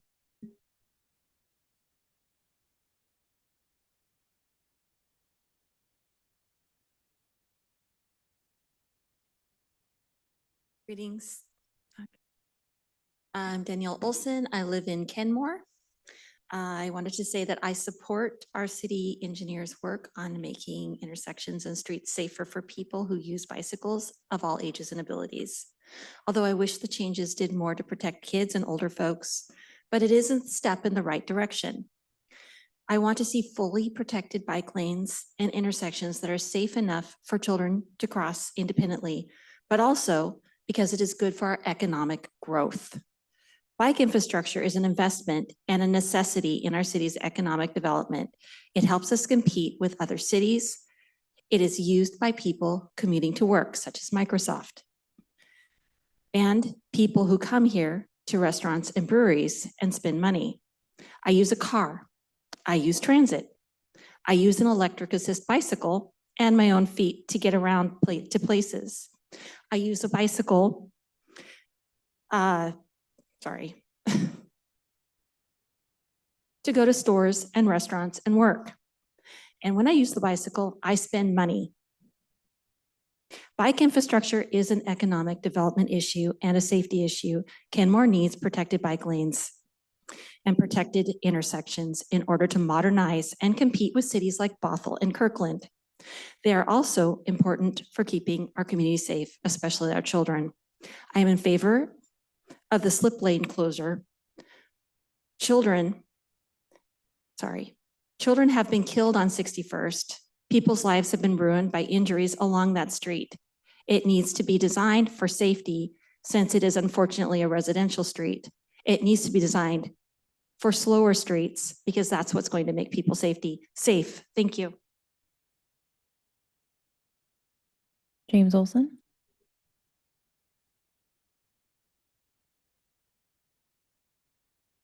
What the rules are, but I would like to ask 2 questions for the audience. Is that okay? No, your comments have to be directed towards the council. Okay, I can direct it towards council. Raise your hand if you would like to see more traffic on the roads during rush hour. Okay, raise your hand. This is for people in the back, but raise your hand if you'd like to see less traffic during rush hour. I'm that prefer to see less traffic. So it's a question I've asked many audiences. It's a question I've asked the citizens. And it's funny, but I always get the answer that, unlike the people here, prefer to see less traffic. Specifically, prefer to see less cars on the road during rush hour. I ask the same question. Raise your hand if you'd like to see more cars on the road. Raise your hand if you'd like to see less cars on the road. Again, I generally have found when I've gone to people here in Kenmore and elsewhere, by the way, they prefer to see less cars on the road. How do you do that? You provide alternatives. Now, as a cyclist, I guess I'm argued as a cyclist. I'm one of the people who will go on 68th despite the conditions it's on now or before. Yes, I'm the type that wrestles with, my wife says wrestles with trucks and semi-trucks. So it's not meant for me. I can easily make my left turn and just go as a car. I don't use the bike infrastructure on the way down because I consider it unsafe for me. That said, for people of other needs who are less experienced with cyclists, there's significant improvements that need to be made to our infrastructure to make it safe for those cyclists or for them to feel safe. And so if you want fewer cars on the road, if you want fewer cars during rush hour, that's what you need to do. So that's my first main push. One more thing, as far as economics, on March 9th, there's going to be a large group of us cyclists coming to the hangar. We're going to go do a 100-kilometer ride, and then we're going to come back to right next to the hangar to the brewery. And so they're going to spend their money both in the morning and in the afternoon. They do this a lot more if there were safer conditions. They pick places that they can find safer spots to do their riding from. Heads up. Thank you. Mayor Herbig, that concludes our on-site public comments, and we had no pre-registered virtual public comments for this evening.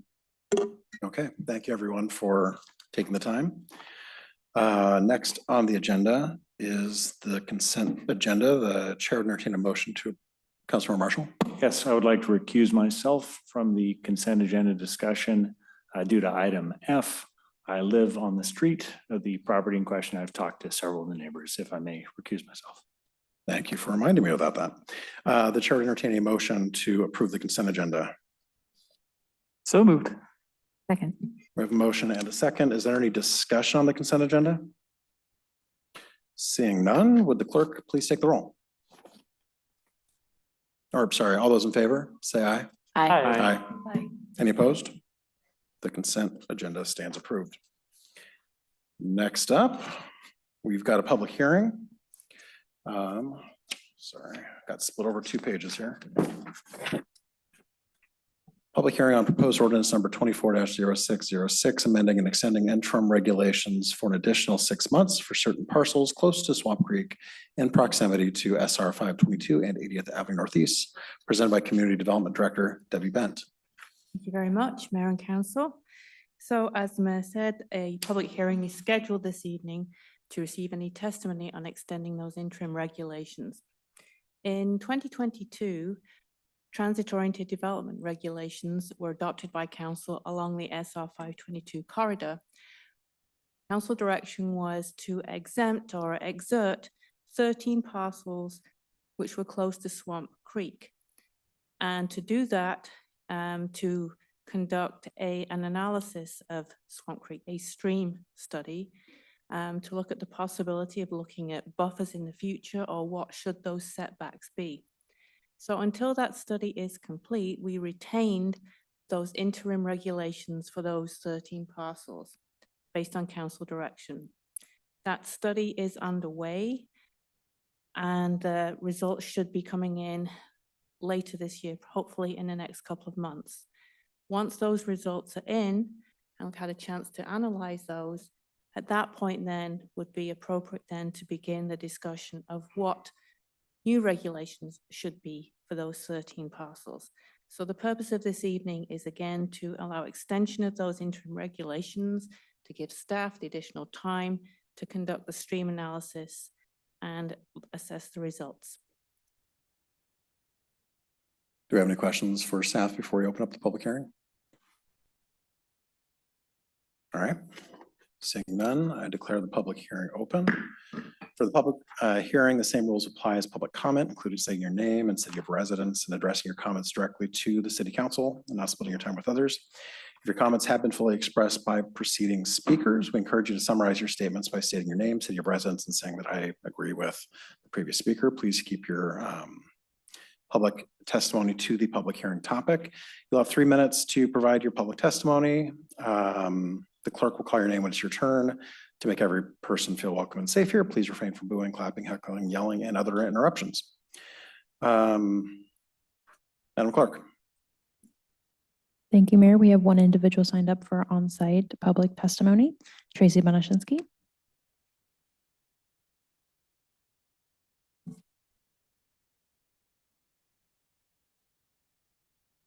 Tracy Bonashinsky, Kenmore. Honorable Mayor, Honorable Deputy Mayor, and Honorable Council members, I come before you tonight to ask for your support of Ordinance 240606 to amend and extend interim regulations for an additional 6 months for certain parcels close to Swamp Creek in proximity to SR 522 and 80th Avenue Northeast. As you know, the 6-month extension request has been before you several times since late 2022 in order to allow time for a channel restoration assessment of Swamp Creek as it flows through the TOD. Current channel conditions there are highly degraded due to surrounding land use, including development encroachment. The current buffer is an inadequate 50 feet, if even that. In some places, it looks less to me. Associated with, and then the associated impervious surfaces, straightening embankments, and a lack of healthy riparian area, among other issues, have all really degraded Swamp Creek through the TOD. So a side note, just because some of this language is a bit technical, the riparian area is the land from the creek bank upland that is both influenced by and influences the creek. Healthy riparian areas of adequate width and filled with a diversity of native riparian plants, including coniferous and deciduous trees, are critical to the healthy functioning of a creek ecosystem. Swamp Creek needs help with this repair in many places, including through the TOD. Council took a good step forward by approving the original ordinance. It was a recognition that our city can do something to reverse past degradations into our urban watershed by affording Swamp Creek greater protections, in this case as it runs through the TOD, and ensuring restoration potential as we also make space for a dense TOD to grow other parts of our community. Both are important, and I think we can do both together. I encourage you to support the ordinance before you as a continuation of your past good work and to allow the channel restoration assessment to be completed. Thank you for the time before you this evening, 3 times now. For your service to our community, I appreciate you all very much. And this concludes my last remark of the evening. Thank you. Is there anyone else on site wishing to provide public testimony for the public hearing? All right, seeing none, I declare the public hearing closed. And we'll move on to business item agenda A, proposed ordinance 24-0606, amending and extending interim regulations for an additional 6 months for certain parcels close to Swamp Creek in proximity to SR 522 and 80th Avenue Northeast. Do we have any further questions for staff on this before we?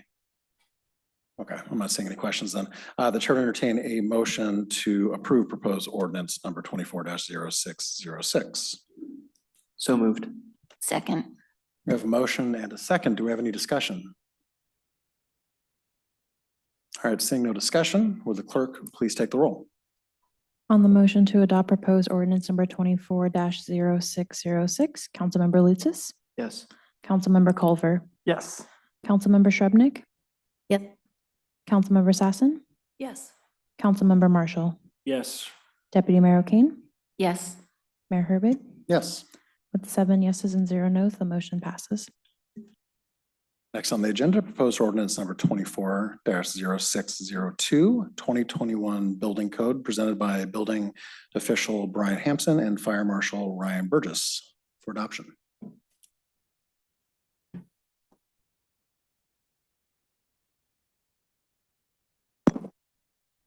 Good evening, council. Good to see you all again. For those who don't know me, my name is Brian Hampson. I am the part-time building official here at the city. Unfortunately, the fire marshal, Ryan Burgess, couldn't join us tonight. So it's going to be myself that's doing the presentation. So this presentation is for the adoption of the 2021 building code editions of the Washington State. The city staff has brought this topic to you twice before and has listened to the recommendations that you wanted. So this actual ordinance has the recommendations that you wanted in place. And so I will go over those with you. But this ordinance is for the adoption of all the 2021 codes, which are, of those 2021 codes, there's only one new code. Everything else is pretty standard. So it's really something we do every 3 years. We adopt the codes every 3 years. We do it to be in alignment with the state. And so the only new code that we have this year is the International Wildland Urban Interface Code. And the State Building Code Council is in discussions right now about this code. So there may be a possibility that the state may not require local jurisdictions to adopt this code, but it hasn't been put in place yet. So that's why this is still in our ordinance today. If it doesn't get adopted or it isn't required for us to adopt it, we can come back to you and talk about what you'd want to do going forward. The problem with the wildland urban interface code right now is there's a lot of discrepancies between the mapping and how to enforce the code. So people are wondering what they're going to do. So as it is tonight, the code is in our ordinance. And so with that, I'll go forward with the changes to the International Fire Code first, and then I'll finish with the International Building Code. So the International Fire Code, first, let me start off with saying a lot of the changes and stuff in this ordinance are really because of what the state does. And so the state will make minor modifications to the code, but we like to change our code to be in alignment with the actual code itself. So you'll see some minor modifications throughout the code. There's nothing that we could really do to change those or do those differently. Those are just what we changed in our ordinance to be in alignment with the code. So starting off, we've established an operational permit for interim use emergency shelters. And so as we saw with the pandemic, there was a big need for emergency shelters and we didn't have any ordinances in place. And so that's what this ordinance actually does. It helps us have regulations and guidance on how to enforce those. And if you guys have any questions as we're going along, you just feel free to ask me. You don't have to wait until the end. The second one is to prohibit open burning throughout the city. And I know a lot of us have been witness to a lot of open burning that has occurred throughout the city where it's a lot of rubbish, trash, other debris. And so what this ordinance is actually doing, it's essentially putting a stage 1 burn ban in the city. So similarly, if the King County or Puget Sound Clean Air Agency put a stage 1 burn ban, this would be the same language that is in place. And so what ends up happening is if somebody complains of a fire or something burning, they'll call the fire department. The fire department will in turn respond to the fire. And if they determine that's in violation of our ordinance, then of course we'll turn it over to the city. We can handle that administratively. The third one was increase the sprinkler requirement for existing houses to go up to 75% of the assessed valuation versus the 50%.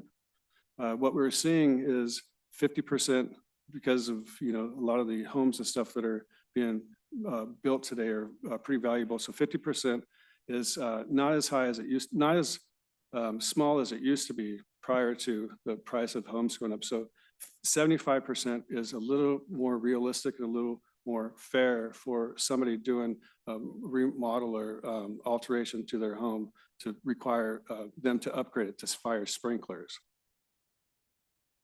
The fourth one was to reduce the minimum size for buildings from 5,000 square feet to 4,800 square feet for sprinklers. And so anytime currently in the city, if you build a building over 5,000 square foot, it's a commercial building, you'd have to sprinkler it.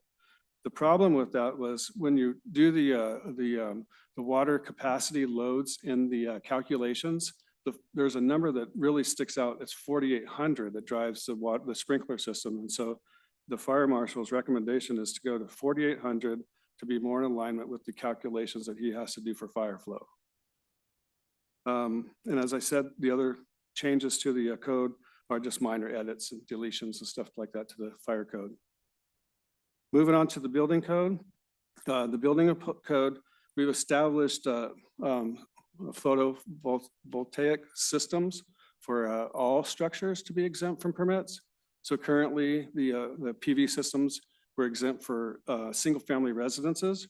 And so this will exempt them for all structures in the city, as long as they meet the certain criteria. So there's sizes, there's weights, there's heights and stuff like that. And so we'll make sure that anything that is built that doesn't meet those exceptions, we'll go out and visit them, make sure that they come in and get the proper permits. The second thing for the residential code, we've been dealing with a lot of issues in the city where people will start a project and they don't actually finish it in a proper timeline. And so what we'll do is we'll set up a 2-year requirement to finish the exterior of your house on your residential projects. And so if you don't, there's some consequences that could happen. And ultimately, if it doesn't follow through, it can go into code enforcement. The third one was actually to revise some of the timelines for the permit timeframes. And so for commercial buildings, extend it to 3 years because it makes more sense because commercial takes a little bit longer to build. Also, what we see is just out of the box, you have 2 years plus an extension. And for every commercial building, that commercial permit that we have, anybody who asks for an extension, we typically would grant it. So we really wouldn't have any reason not to grant an extension for a permit, a commercial permit. And so that's why we actually wanted to codify it in the code. The next 3 changes were specifically because of the council's recommendations and desires were to adopt the 3 appendix in the building code and the residential code. One for the construction and demolition of materials. Second is to establish a solar-ready houses. And third was to adopt the construction and demolition material management program for building decommissioning and deconstruction. And so that would actually prohibit somebody from going in and just demoing a building completely with the tractor. They would have to instead, get a crew and take it apart, piece by piece and make sure that everything gets recycled properly. Let's see, the rest of it, is really the minor edits and changes. The only other thing I wanted to add was the amendment to the building deconstruction, and the council wanted to reduce the years from 90 years to 70 years to be eligible to have to be required to follow the decommissioning and deconstruction permit. So that is in the code. I think that is it. That's the gist of the building code changes and the adoption of the 2021 building code additions. Questions? Councilor Litzis. I just have a comment. First of all, thank you for being here tonight and going through this with us. I just wanted to point out that when it came to the fire codes and the prohibition on open burning, it's not all open burning. I believe it says in the code prohibited for land clearing, yard waste disposal, garbage burning, or when King County or Puget Sound Clean Air Agency issues a burn ban. So that would sort of exclude, internal sources of heating or backyard, maybe campfires or whatever in a proper sort of pit or whatever it might be. Exactly. Yeah, that's correct. Okay, I just wanted to point that out so it's not a complete open air burn ban, but yeah, thank you. Councilor Marshall. I probably missed this, but did the housing deconstruction requirements apply to residential? Yes. Okay. Any other questions? Not seeing any. I want to thank you, Brian, for all your work on this. I know it was not the easiest thing in the world to do, so thank you very much for the work. The chair would entertain a motion to approve ordinance number 24-0602. So moved. Second. We have a motion and a second to approve ordinance number 24-0602. Do we have any discussion? Seeing no discussion, will the clerk please take the roll? On the motion to adopt a proposed ordinance number 24-0602, Councilmember Shrubnik. Yes. Deputy Mayor Kane. Yes. Councilmember Lutsis. Yes. Councilmember Marshall. Yes. Councilmember Culver. Yes. Councilmember Sassen. Yes. Mayor Herbig. Yes. With 7 yeses and 0 nos, the motion passes. Next on the agenda, Northeast 170th and Juanita Drive intersection bike accessibility presented by traffic engineer Tobin Bennett-Gold and senior civil engineer Thomas Giacomides. For discussion and direction.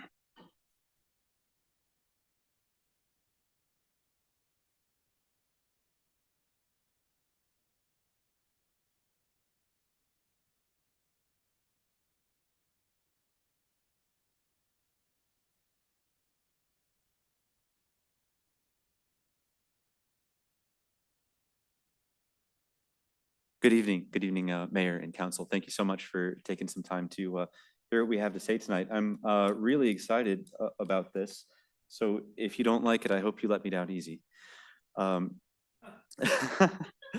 But so I'm Tobin Bennett-Gold, city traffic engineer, and I have with me Thomas Giacomides, senior civil engineer and project manager for the 68th Avenue Channelization Improvement Project. So I'm going to talk a little bit about our plans for this specific intersection, and then Thomas will tell us a little bit about the timeline for the project.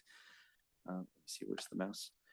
I mean, intersections are big, complicated things. And what we're looking at when we go and experience the intersection is really just what's at the surface. You can go down there after we're done. You can see, what's changed. We can take a look at, how does it feel differently? But then there's a lot under the surface, just really more than we can get into tonight. Will it be safer? How long will we have to wait? Those are the things that I think I have time to talk about tonight. I did come prepared to talk about what exactly the new signal phases will be. Why are the signal phases like that? That does get a little bit more technical, so that's going to be a la carte if requested. And then my core practice is not as a signals engineer myself. We are working with a signal design consultant. And so there may be questions that come up that I need to go figure out what our consultant has to say about that too. So just, I may not be able to answer absolutely every question that comes up, but I do have a lot to say about this. So just with that caveat, I want to offer one more caveat, which is we've been working on this very, very quickly. Our timeline is very tight on this. We brought some design options to council last year, and then we had to go into redesign afterwards in order to get this concluded in the 60th Avenue Rechannelization Project this year.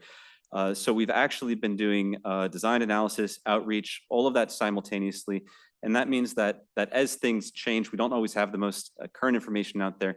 There was a version of this included in the council packet a week ago. And what we're coming to you tonight is a little bit different. That old design, it offered some novel opportunities for phasing, but ultimately we found some hurdles that could not be overcome. With our new design that we're talking about tonight, though, we're still meeting all of our design goals. We're still creating a very good change to this intersection for pedestrians, for cyclists, for safety in general. And so I just want to make sure that I want to clarify any differences you may see between this and what we sent out previously. So why couldn't we do the thing that we sent out earlier? Well, late in our design process, evaluating all the different types of vehicles using this intersection, we did look at how close that Route 225 bus stop was, just north out of frame in this picture. It's very close to this intersection. And in our previous design proposal, we had the through lane was only the left lane from the south leg, the northbound through lane, which would result in buses having to come up north and then jog over to that bus stop really quickly. And with the volume of right turners we're putting through there, it looked really unfriendly to buses. There are some things we could have done. We could have moved to the bus stop further away. There's some other changes we could have made to the signal, but going in that direction just made this a very transit unfriendly project, and I wasn't comfortable with that. So we went back and we found new ways to accomplish the things that we want to do. So I just wanted to get that out there about why we're looking at something slightly different than what I may have shown before. So what is changing? A lot of the same things. We have no right on red for the entire intersection. which is not something that's just always a blanket change you want to make, but at this intersection, this is our most complicated intersection in the city.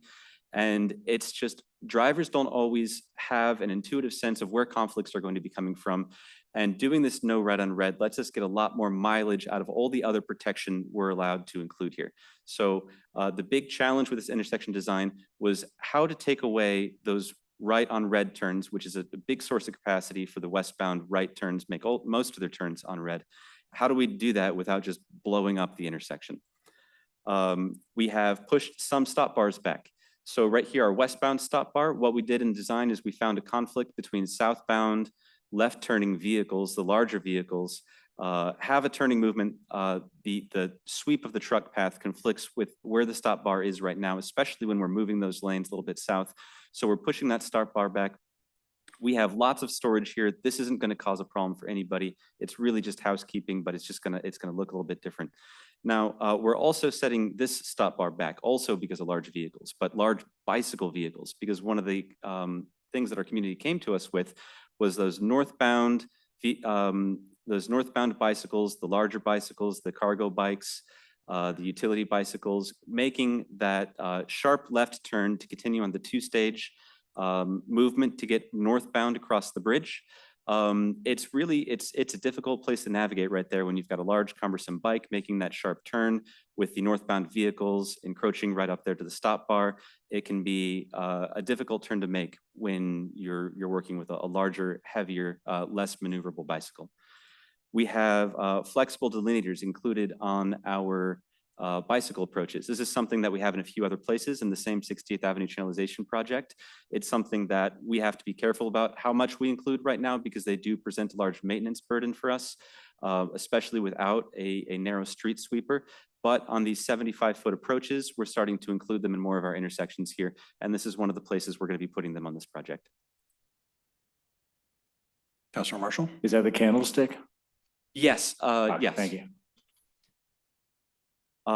So we have included explicit bike signals for all bike crossings. That's not every corner, but all the bicycle approaches. Everywhere we have bicycles seeking to make a movement, we're going to have that movement explicitly controlled by a bicycle signal. So bicycles are still permitted to take the lane and follow vehicle signals and vehicle lane directions. But for the bicycles that are using our dedicated bicycle infrastructure at this intersection, those movements will be controlled by bike signals. And so we have those installed here so that we're able to provide protected movements for bicycles that aren't moving at the same time that motor vehicles are moving. We are able to provide camera detection for our bicycles on our bicycle approaches here. That's something that in the past for certain different types of detection has been difficult to do with bicycles, but we have very smart cameras at this intersection. We're really going to use them to full extent. We have very good bicycle detection here with cameras. We've talked to our manufacturer for this product. We have high confidence that we can provide very good bicycle detection using our existing camera sections here. So no new PED buttons for bicycles for the approaches where we're adding those signals. We still do have a PED button for that northbound approach. We may look at also bringing camera detection for that, but also, and you know, someone can disagree with me on this, but this is a complicated thing, and I kind of wanted you to look at that sign where the button is, so that you know how to get across the intersection. For our westbound bicycles, the bicycle phase may allow some cyclists to continue to make that through and left in one phase, but with the timing of it, there will be some cyclists who may want to make that as a two-stage crossing. So what we have right here is a two-stage bike turn box where the cyclist proceeds to the left turn box during that bicycle phase. And then when the southbound phase begins, they finish that movement with, and I'll get into this later, with some leading interval for bicycles so that they get a head start into the intersection before motor vehicles do. For our northbound Juanita Drive to northbound multi-use path movement, this is going to be still a two-stage northbound crossing. It's a little bit unintuitive. There are reasons that we're doing it the way that we are doing here. I can go into that. But it's going to maintain that existing movement. However, we are going to provide those signals for those bike crossings back to back and without additional activation. So when you make that first left turn from the northbound lane, making that left turn into the green cross bike, that's a cross bike is a crosswalk for bikes, into that green cross bike, you're going to immediately during the next signal phase have that northbound thing without having to interact with any buttons at all. And it's also going to be back to back, so you won't be waiting for additional cycles for that next northbound crossing to happen. We do have, and this is something that's really interesting, we're going to have a phase that is simultaneously bike ped phase for 3 legs. So that doesn't include the west leg. The west leg crossing will follow the phase that has all these simultaneous movements right here. This 3-leg bicycle pedestrian crossing, it won't have any motor vehicles moving. So this is going to be a short duration phase where we have all of those pedestrians and cyclists able to have complete ownership of traversing one leg of the intersection. For the wider leg of the intersection, which is the south leg, that phase is going to extend into the next motor vehicle phase. So it'll act sort of like an extra long leading interval for that phase. For our right turns, our westbound right turns, we are getting rid of right on red here, which is a big part of our capacity for those westbound right turn movements. What we're replacing it with is a flashing yellow arrow movement. And what that's going to allow is we're going to continue to allow that permissive right turn where they still have to gap find with northbound vehicles. But when we allow that flashing yellow arrow, it will not conflict with any bicycle or pedestrian phases. So they will be gap seeking for the northbound vehicles, but they will not also need to monitor for pedestrian and bicycle conflicts. At this time, there will not be permitted bicycle or pedestrian crossings on the legs that these westbound right turns cross. All bike ped movements across this intersection will either have fully protected phases, meaning that there are no permitted motor vehicle paths crossing their current signalized phase, or they will have leading interval. Leading interval means that they will get a head start into the intersection to establish presence there before motor vehicles are able to begin their green light movement. Now, the right on red plus the leading interval is really powerful synergy because right on red, if you're letting bikes and peds into the intersection, but you can still turn right on red, it's more opportunity for those right turners to take advantage of the lack of traffic in the other direction. This is going to make sure that that leading pedestrian interval offers the full protective value of allowing those cyclists and pedestrians to establish themselves visibly and conspicuously in the intersection, making that progress across their crossing path before any vehicles are allowed to begin their movement. And we're going to see those on these legs have some version of a leading interval. Lastly, and this was just a really nice surprise, with all these changes, we were able to shorten the entire signal length from 180 seconds to 140 seconds. So signal length is different than delay. If you have 40 seconds of delay at a 180-second signal and 40 seconds of delay at a 140-second signal, it still means that on average, you're going to wait the same amount of time. But what this does mean is that that service is going to come up more quickly. So when we're not having a fully maxed out intersection and you arrive and you just missed your signal, it's going to come up again sooner. Now, this does mean that we have reduced delay for pedestrians and cyclists because unlike cars, which may queue far enough to need multiple signals to clear, pedestrians and cyclists clear every signal. So the only delay experienced by a pedestrian cyclist is how long does it take that green light to come up? So shortening that cycle from 180 seconds to 140 seconds is just taking 40 seconds off of pedestrian and bicycle delay. And that was not a goal that we set out for here, but it was something we were able to do with the other changes we were able to make. So I'm just really excited about that. So once you're out there using this intersection after any proposed changes have been made, will it feel better or worse for cyclists or pedestrians? I just want to break this out, by intersection user, and talk about it. So, for drivers, will you be able to clearly navigate the intersection? It's going to be nearly unchanged for drivers. A previous version, we had some of those innovative changes would have made the intersection a little less familiar. In this version, for drivers, the intersection, you're going to navigate it, same lanes, same signals, same path you take. It should be very intuitive for drivers. They should not have to relearn the intersection at all. For cyclists, it's better in nearly every way. We've improved the intuitiveness, the pathfinding, the control clarity for cyclists for almost every approach. The northbound Juanita to northbound multi-use path is still odd. It's still there. It's still the best choice that we have. And so that's not bad. It's just not something we were able to improve within the scope of this project. For pedestrians, the experience is going to be nearly unchanged in terms of how clear this intersection is to navigate. You're going to follow the same crosswalks, the same PED signals. What we are introducing here, just by nature of the timing, signal time that I came up with, is we're introducing some asymmetrical delay. So if you're making a diagonal crossing, so a pedestrian who wants to cross north and then west will have a different delay than a pedestrian who wants to cross west and then north. Generally, like to have delay as symmetrical as possible so that you can't accidentally make the wrong choice and wait too long. But this is a very unbalanced intersection for lots of users here. And the changes that we have here do introduce some asymmetry in the pedestrian delay. So you can just tell all your friends cross west and then north. That's better. I don't think we should put up a sign. That might be confusing, but it'll be a Kenmore secret. Will it be a long wait? So we are paying for these improvements with driver delay. We'll have roughly an additional 10 seconds of driver delay during PM peak hour. And we're also increasing driver delay during AM peak hour as well. And I'll go into that specifically a little bit more later.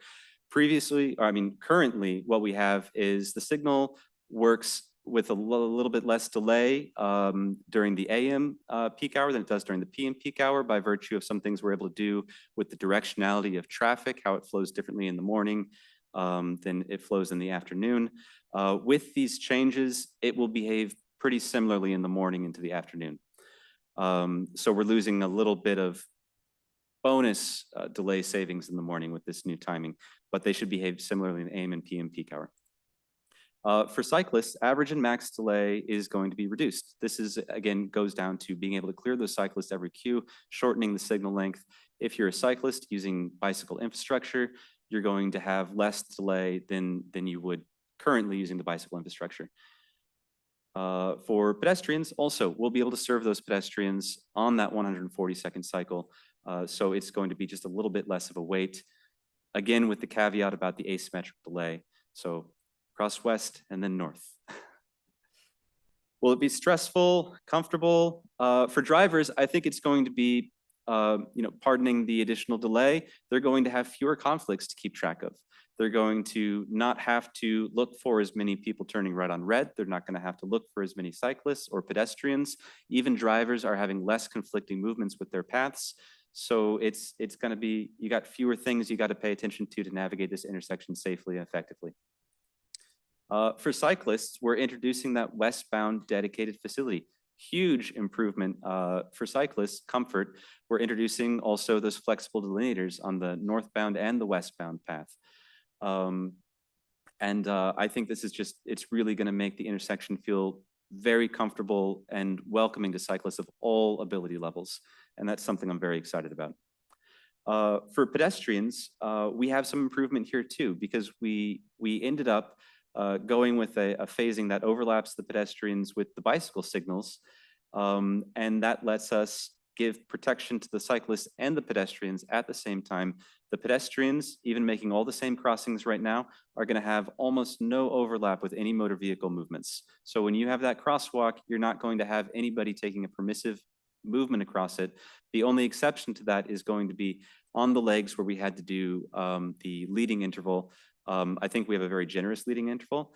It's going to allow the pedestrians to get out there in a very predictable, conspicuous way. Okay, so I want to go through, will it be safer? So most of the safety we have here is going to come from reducing those conflicting movements. I just want to run through here because there's so many crashes that are just becoming improbable or impossible when we get rid of these right-hand turns. Gonna click through these. There's a lot of them. Oh, right here. Okay, so these are the legs where we have the permissive, these are the legs right here where we have the leading interval. And so these right turns right here are only going to be even possible when you have pedestrians and right turners arriving on green. So a pedestrian arriving and the walk sign is already up, or and a right turner arriving and the signal's already been going. When we start from a stop, when we were releasing the pedestrians from the sidewalk, when we're releasing the right turners from the queue, we're not going to have any conflicts there. We're only going to have the conflicts for arrival on greens, and we're going to have every opportunity for the queued up pedestrians and vehicles to navigate this with no opportunity for conflict until we've reached a steady state. Oh, that one too. On these movements, we have complete protection. These right turner, these conflicts, they don't exist under these proposed changes. We are paying for this with delay. This is a breakout of the delay. I don't want you to have to read everything. What we have right here is our overall delay increase. It's an increase by 16 seconds, 17 seconds in the morning, which is going to be closer to, which is going to put it on a similar kind of delay as we have in the PM. And 11 seconds of increased motor vehicle driver delay in the PM. And that's a weighted average across all movements. When we look at our heaviest movements, it's really a mixed effect. Some of them really are going to see moderately high increases in delay. Some of them have very low impact at all. As you can see, our westbound right turners are going to function very similarly to how they're working right now. The biggest difference is going to be that delay for the southbound left turners. So I'm going to hand it over to Thomas real quick to talk a little bit about getting this project off the ground, and then we'll take any questions council has. Thanks, Tobin. I'm Thomas Joaquimides, so glad to be here with the council, mayor, deputy mayor. Tobin was so excited about this project that he would only let me talk about the schedule, so I only got a couple minutes, so I appreciate everything that he went through.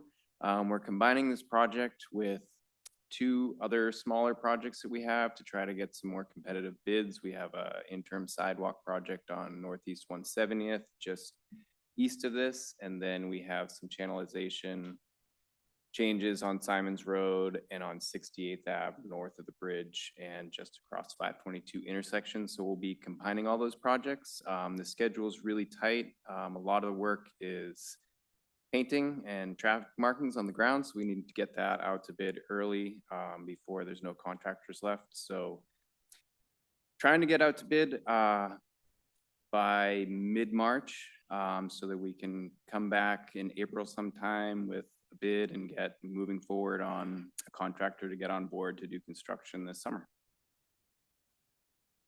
I think that's all I got. Schedule. Questions? Councilor Lutzis.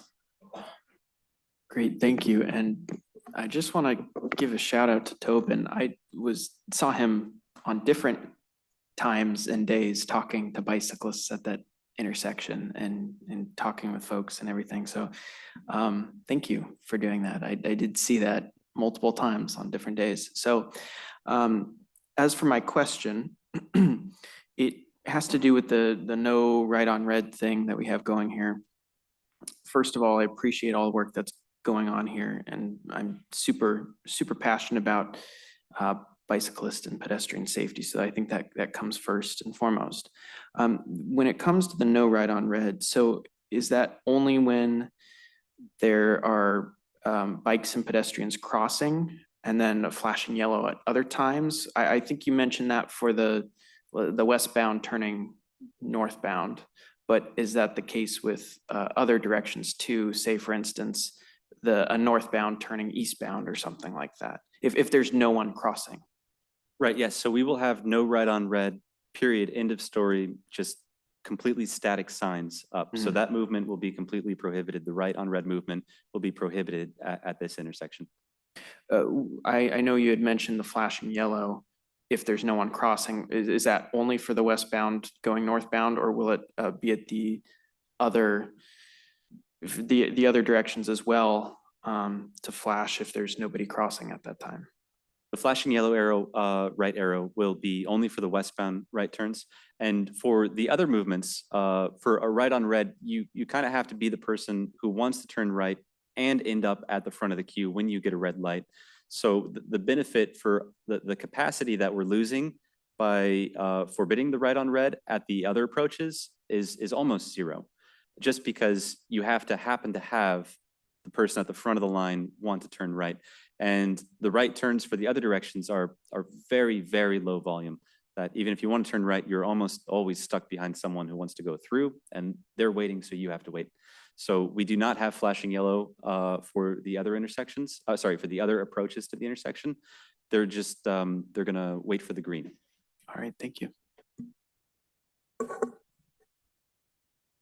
Any other questions? I've got one. First off, I want to thank you for the work. It sounds like you did some really intense community outreach, which I appreciate. And I think it's obvious a lot of thought went into this. My only question is for the folks who are going north and want to continue north, so over to the trail. If I was understanding your presentation correctly, when they would have the ability to cross west before they take the second movement to go north, that'll already be when no cars will be going through the intersection at all, and it'll be the other, well, two other crossings will be open for pedestrians to be crossing at the same time. Is that an opportunity for maybe for bicyclists to just literally cross diagonally through the intersection directly to the pathway? Being completely honest, I'm sure we'll see some people doing that. I would fully expect that, but I was just wondering if we could design for that instead of doing this kind of two-step. When we're setting the timing for these signals, we assume a certain travel speed that's compatible with a wide range of cycling abilities. And because we're tying the bicycle times to the pedestrian times, what we're actually doing is giving the cyclist the travel speed of a pedestrian, because we're accommodating those movements too. So strictly speaking, by the book, we cannot give, or we are not in this case giving enough time to make a diagonal crossing. If people choose to make a diagonal crossing, there won't be any motor vehicles in there. It's not strictly speaking a behavior I would endorse by the book. But I'm confident that we can provide good service to cyclists of lots of ability levels, many of whom will likely prefer to do the two-stage crossing on our dedicated bicycle infrastructure. Okay, and then one other question too. So, I mean, I walk through that intersection somewhat regularly, and there's a lot of time where there aren't any bikes, there aren't any pedestrians through a cycle. Assuming that, there are cycles during the AM PM peak where there aren't pedestrians hitting the bag button or bicyclists triggering the cameras, does that then speed up the cycle? How does that impact the wait time, I guess, for drivers? No, that's a good question. We have two ways of doing that. With the delay estimates that I shared here, we have the more conservative version where that cycle is active every time, regardless of being actuated, which means you can show up and even if you haven't pushed a button, that crossing will still be available. That may lead to empty cycles, no pedestrians crossing when there's a crossing on, no bicyclists crossing when there is a bicycle signal. What we saw is that if we made that detection only, the delay savings was only 2 seconds. So we do have that choice to provide a little bit of relief in that delay by making that actuated only. That's a change that we could try it both ways. It's really just a dial in the box. I appreciate that. And I do appreciate you,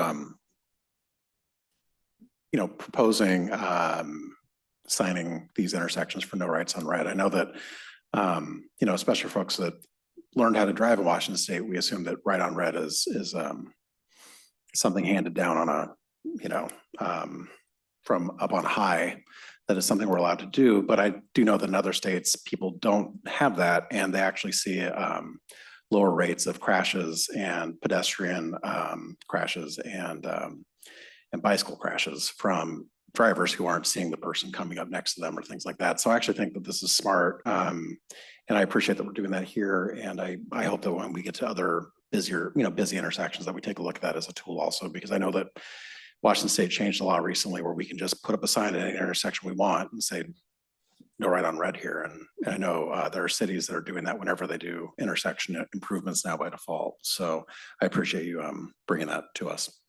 Councilmember Shrubnik. Well, Tobin, thank you. I just have to say, you succeeded in a very unique way in getting us excited about a rather technical thing, getting our community excited about this that could be rather dry. So you have a little bit of magic there. We're really appreciative of you. So anyway, I did have one question. And I think this predated you. I'm pretty sure it predated me. But, to say that the two-stage, process is a little odd or unintuitive, I think is a pretty radical understatement. For future, I think it would be helpful to know what it would take to have a continuous northbound possibility for bikes, and whether that's shrinking up the driver lanes a bit, shrinking up the median. I don't know what it would take, because I know that this bridge was engineered over several years. But I really do, I really do feel like, a straight shot is the best solution. And I'd be curious what it would take to get there in the future. I know it'd be a lot of money. Well, it'd be very easy to do if we rebuilt the other bridge. That said, without looking at rebuilding the other bridge, there are some, I hesitate to throw them out there because we haven't vetted them. There are some creative ideas that we could talk about. I think we at one of our meetings suggested routing people through the boat launch, So there are other ways also to make the two-stage left turn a little bit more intuitive, but they would require changing hardscape, acquiring a piece of that parking lot, that sort of thing. A big barrier to that northbound bicycle movement, whether it leads to another multi-use path or bicycle facility on the other side or not, is just that it conflicts with some very heavy motor vehicle movements. And we're able to provide better service for cyclists and motor vehicles by routing them along the other side of the intersection. So it's definitely a fun party game to think about. How can we do this better? But with the constraints that we have, there's not a whole lot we can do right now. I hope I answered your question. Councilmember Sassen. I use this intersection in all these ways every single day. But mostly, I don't have a question. I just have comments. I'm so grateful to the members of our community who stepped up with their experience and their willingness to weigh in. And I'm so grateful to you for your enthusiasm and your willingness to work together. From my vantage point, it was exciting to watch that unfold and gratifying. So thank you, all of you. Councilor Marshall. So for drivers coming from Englemoor and everybody else going westbound, taking that right to the north, there's no more right turn on red, but there will be the flashing yellow bike, right? It'll be a flashing yellow arrow for those. The bicycle signal won't be flashing. It'll be steady red when we have the flashing yellow arrow on. And what the flashing yellow arrow means is it's not a protected movement. If we gave them a green arrow, that would say, don't expect anyone to come from your left. You can make that turn without looking, But because it's a flashing yellow arrow, that instructs them that they're still making a yield movement. They still have to gap find with the northbound traffic. And how long you probably hit it already, how long is that arrow going to be? flashing for? I, Like any comparison, like comparison to, what was it formerly? Right now, it's I think there is isn't there, right, arrow? I can't so it's, remember. it's difficult to compare it to right now because we are Yeah. shortening that overall signal length as well. Yeah. So it's not an apples to apples comparison. The capacity will be similar to, the amount of time per hour, for example, that they can make those right turns, will be very similar to what it is right now. On the slide that I brought up with the delay, you could see that the westbound right turn suffered the least additional delay for those movements. A very small, I think, an extra 0.8 seconds per driver. I'd have to go back and check. Don't quote me on that. Okay. We can watch the replay. But yeah, so they should have a very similar feel of congestion as what they Right. do now. Yeah. Okay, thank you.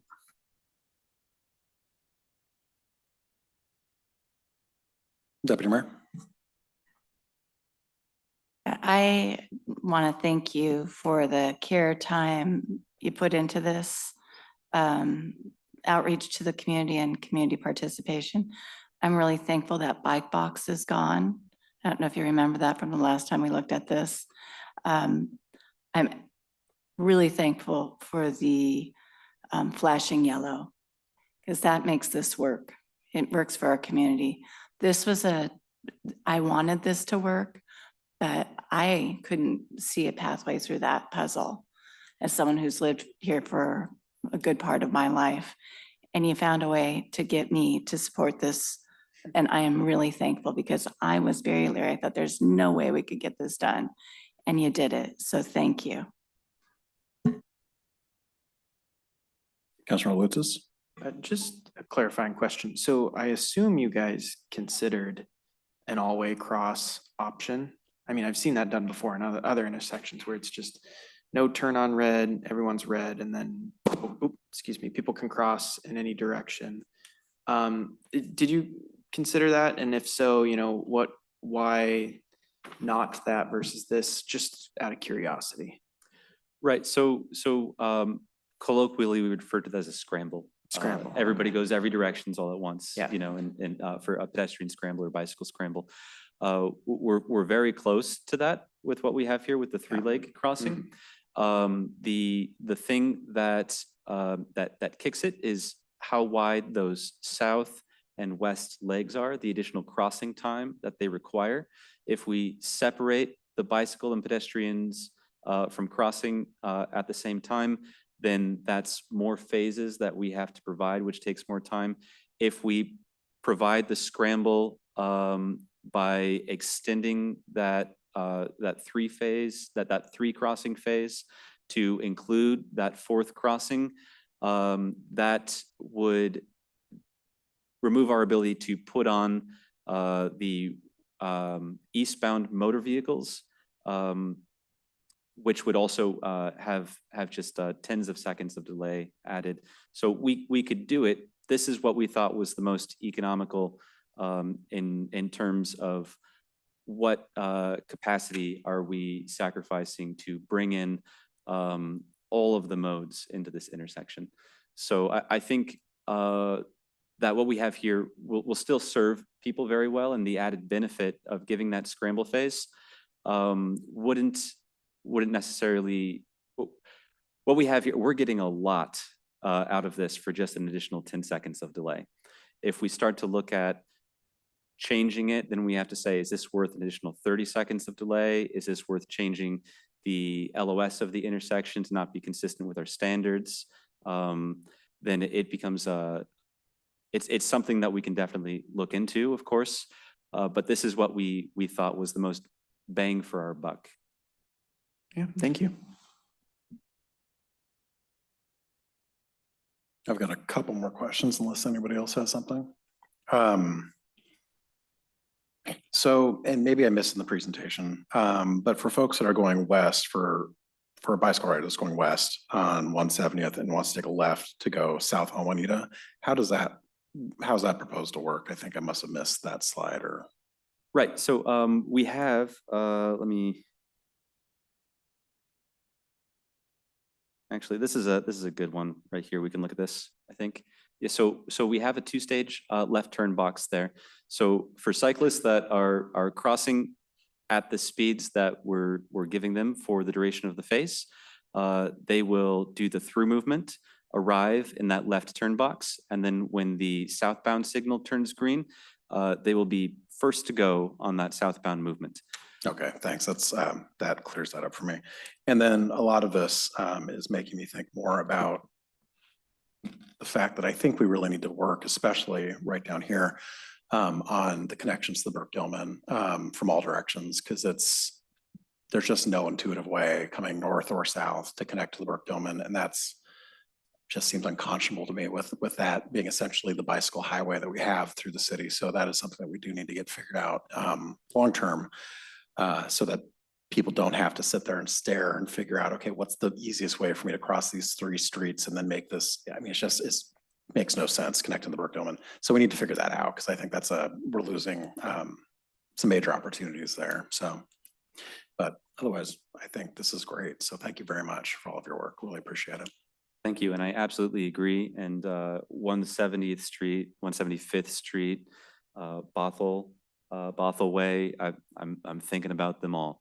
I really would love to get cyclists all the way to our farmers market, all the way to the hangar, all the way to our council meetings, and just enable that as a fully viable mode for all of our residents.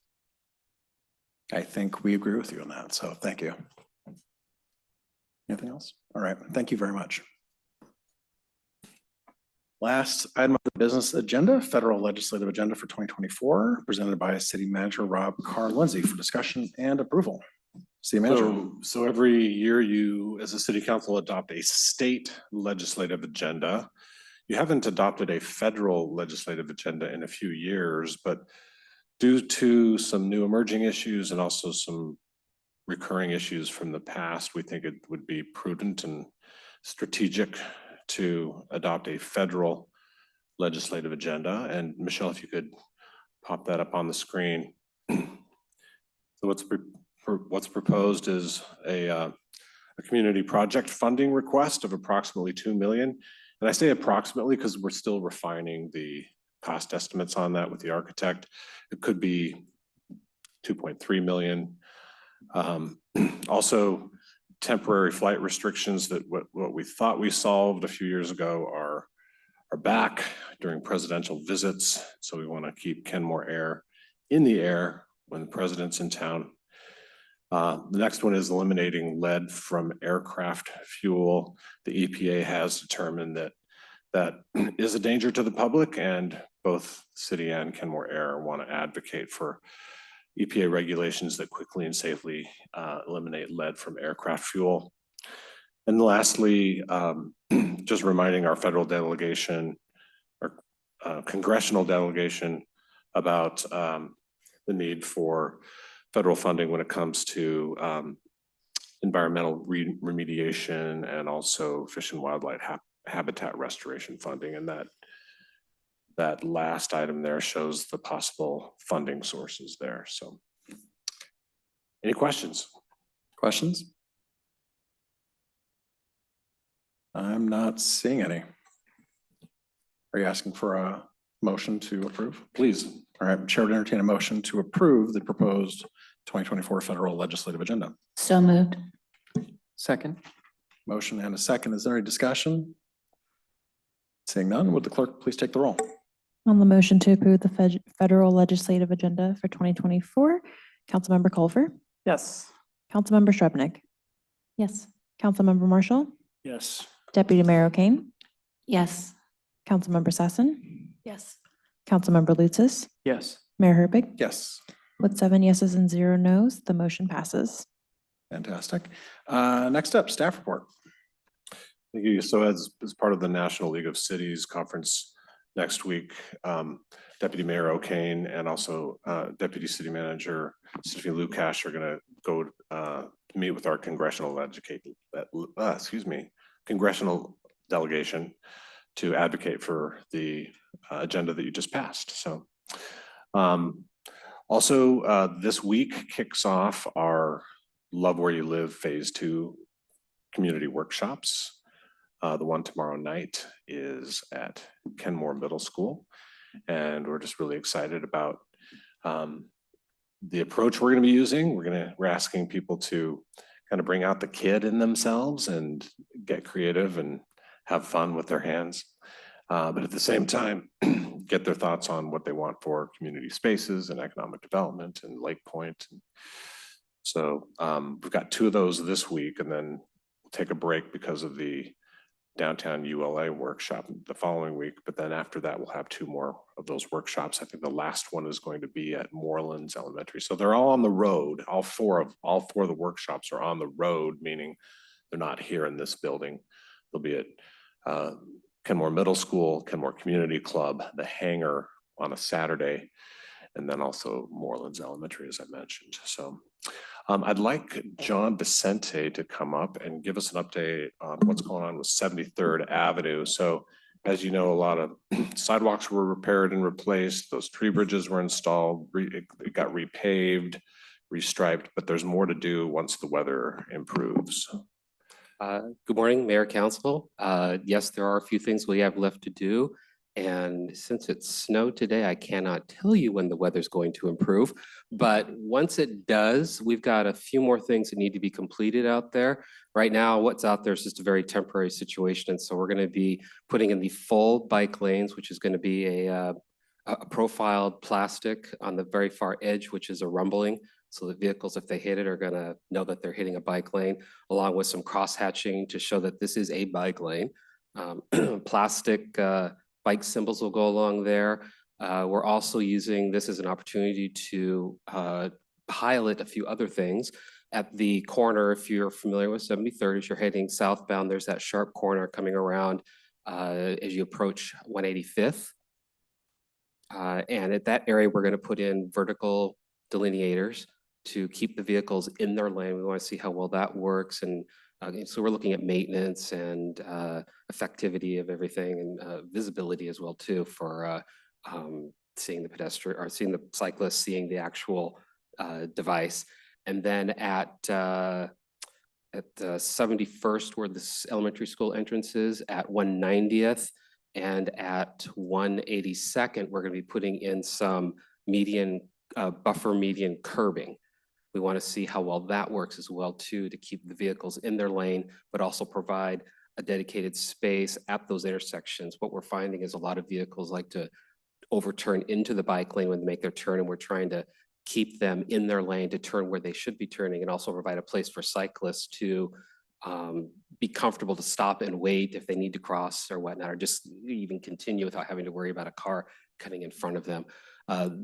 With these are going to be a little bit interesting since it's our first time doing them. So be gentle in your comments, because our goal here is to see how well they actually work. I found something that I hoped would work since this is the first time we've tried this.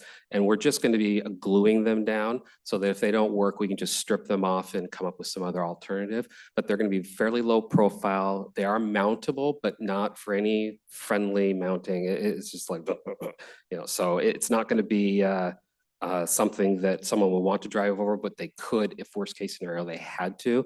They're only going to be about 50 feet long, so they're not going to interfere with driveways or vehicle travel or things. They should be okay. But again, we want to see how well they work with maintenance, because we're pretty certain that we won't be able to street sweep behind them.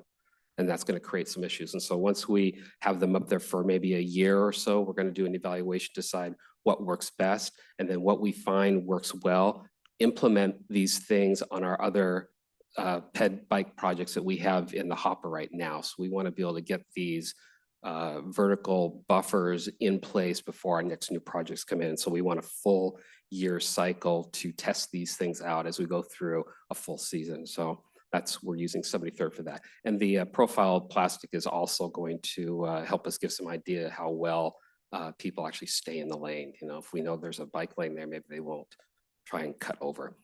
So that will be done once the weather improves. They're still working on putting up hand railing for the bridges over the roots. It's a long time nowadays just to get anything. And so they're thinking, I think about 4 or 6 weeks out still before those things are going to be delivered. But as soon as the weather gets better. Again, for us to put down the plastic, we have to have 50 degrees or better and rising, or we can't put it down. And we have to have dry pavement. So it just, whenever we get warm weather and we get dry pavement, then that can go down. So couldn't tell you when that was. If I could, I'd make a lot of more money than anyone in this room. So cannot predict the weather. But that's 73rd. If you don't mind, Rob, I'd like to also give a little quick update to answer the mayor's question or concern about the bike lanes on connecting the bike lanes on 68th. I'm hoping in April to come to council with my proposal for how we can connect the bike lanes on 175th to the bike lanes that end at 185th on 68th. So a full connection, dedicated, protected bike connection between those two. So I have ideas, and I want to, well, I have ideas, but I think only one or two will work. So I want to come to council just to present that with an idea that we would just change the cross sections in those areas within the road standards, and then make that part of our future plan, and then also maybe adding it to the transportation improvement plan for some sections to find funding for that and make it more of a priority. So that's, just want to share that, so that answers that question for you. Thanks, John. So in 2014, the city council adopted a Target Zero resolution to have 0 pedestrian and cyclist fatalities and serious injuries by the year 2025. That's next year. So as you can see, we continue to be very serious about that resolution. We haven't forgotten about it. We tend to invest resources into realizing that vision, and those resources are given to us by you. So we appreciate that. It has been a few years since we have had a pedestrian cyclist fatality or serious injury. We're not resting on our laurels. We're knocking on wood, all that good stuff. I do believe that this team here has saved lives and has prevented injuries. Can I prove it? No, it's hard to prove prevention in government, but given the stats that we used to have prior to the resolution and prior to all the resources, and given the statistics now, I do believe that you all and my coworkers have made a big difference in this area.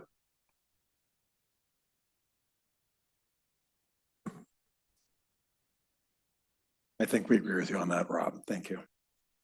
And that's all I have. All right, council member reports and comments. Councilmember Culver.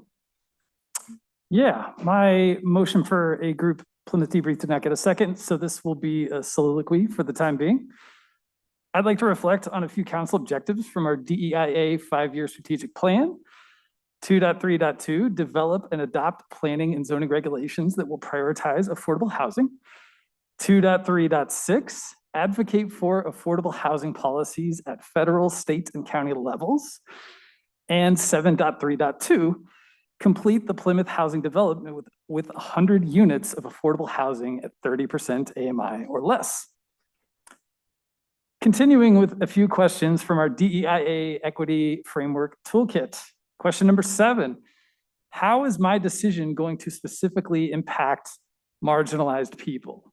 Have I considered how to mitigate harmful results? Question number 8, have we sacrificed the experience of marginalized people for the comfort and safety of those holding privilege, the majority population, stakeholders not negatively impacted? And question number 9, who will benefit and who will be burdened by this decision? Now, this DEIA talk might stir some objection from folks, as if the fundamental premise of being a thoughtful and welcoming neighbor is some emergent, maybe woke cultural indoctrination, as if courtesy hasn't been in this community's DNA for a long time now. I would respectfully disagree, and history would too. Under the almost entirely different council makeup, exception being Mayor Herbig, Kenmore passed a 2017 resolution reaffirming the city of Kenmore as a safe, inclusive, and welcoming city for all people. Specifically said, Kenmore budgets and allocates significant resources to ensure a safe and secure community that fosters a feeling of personal safety and facilitates a culture that values and supports a diverse population. Going further, the city of Kenmore reaffirms that it has been and will continue to be committed to supporting the safety, health, and welfare of all who reside, work, or visit Kenmore without discrimination.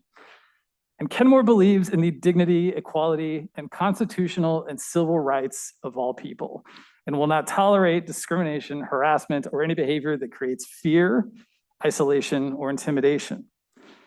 Now, folks may remember, many cities passed these inclusive, welcoming, and sanctuary city resolutions in 2017 as a widespread response to the Trump-era immigration enforcement measures against asylum seekers. The city of Kenmore said it was happy to welcome folks from thousands of miles away in 2017. But circa 2024, if we're talking about a couple of miles down 522, maybe that's a different story. Why is that? It's also worth recalling on these resolutions, Trump was going to withhold funding from cities that did take folks in. Juxtaposing our previous embrace of those policies with, say, our current opposition to HB 2474 feels a little ironic. But council's commitment to being a good neighbor predates even the polarized Trump-era resistance, going back a decade further to a 2006 resolution endorsing the goals of a roof over every bed in King County. It estimated there are over 8,000 people who experience homelessness in King County on any given night. Importantly, 11% of homeless households reported North or East King County as their last permanent address. Kenmore concurs with the plan's commitment to ensure that there is appropriate and affordable roof over the bed of everyone living in King County, whether young or old, living alone or with families, sick or well. Kenmore pledges to work with other governmental officials, the United Way of King County, faith and civic groups, communities of color, philanthropies, the business community, nonprofit housing and service providers, and others to implement this plan over the next 10 years. My point here being, both of these resolutions indicate we were a little less hung up in scrutinizing who was showing up and where they might be coming from because it didn't matter. People in distress needed help, and Kenmore welcomed them. Both resolutions emphasized arranging and allocating significant resources to make it happen and to do it right. And City Council clearly led in setting the tenor that Kenmore was going to be a welcoming city and voted accordingly. Again, this isn't a new phenomenon. Arguably, we only stopped doing that in the last few months. So returning to our DEIA Equity Framework Toolkit, Objective 1.5.3, ensure leaders are accountable for DEIA objectives, collaboration, and key results. Challenge accepted. I'll be getting into more particulars of this saga in subsequent reports, but let me put a few ideas out there. First, we should not fall into the trap of centering our own feelings, particularly above doing the work that serves our most vulnerable populations. Secondly, failure can be instructive, and frankly, it needs to be instructive. That is where I'm at. How do we avoid repeating the missteps that sent 2 years of work off the rails and earned our city some dubious recognition? And finally, how do we prioritize repair rather than rupture? Adaptation and resilience over fragility. Plymouth was unique in this regard. It's not like we came up just short at the end of the fourth quarter. In this instance, council chose to walk off the field entirely with time still on the clock. The biggest takeaway for me as I continue to look into this, we asked for this. Our request for proposals asked to emphasize the same code deviations that some later balked about and voted down. Homeless populations and permanent supportive housing were core aspects from the get-go. It's part of why council enthusiastically chose Plymouth, and Plymouth delivered. We asked staff and our partners at Plymouth to come through with funds. They moved mountains and they absolutely crushed it. But despite years of weekly meetings, meticulous direction, and emphatic support from the dais, council rejected what showed up and voluntarily blew it up at the 11th hour. I'm looking forward to pivoting to more constructive takeaways, but in the wake of something that feels fairly destructive to me, I think there's a lot to talk about first. This concludes my remarks. Thank you. Councilor Marshall.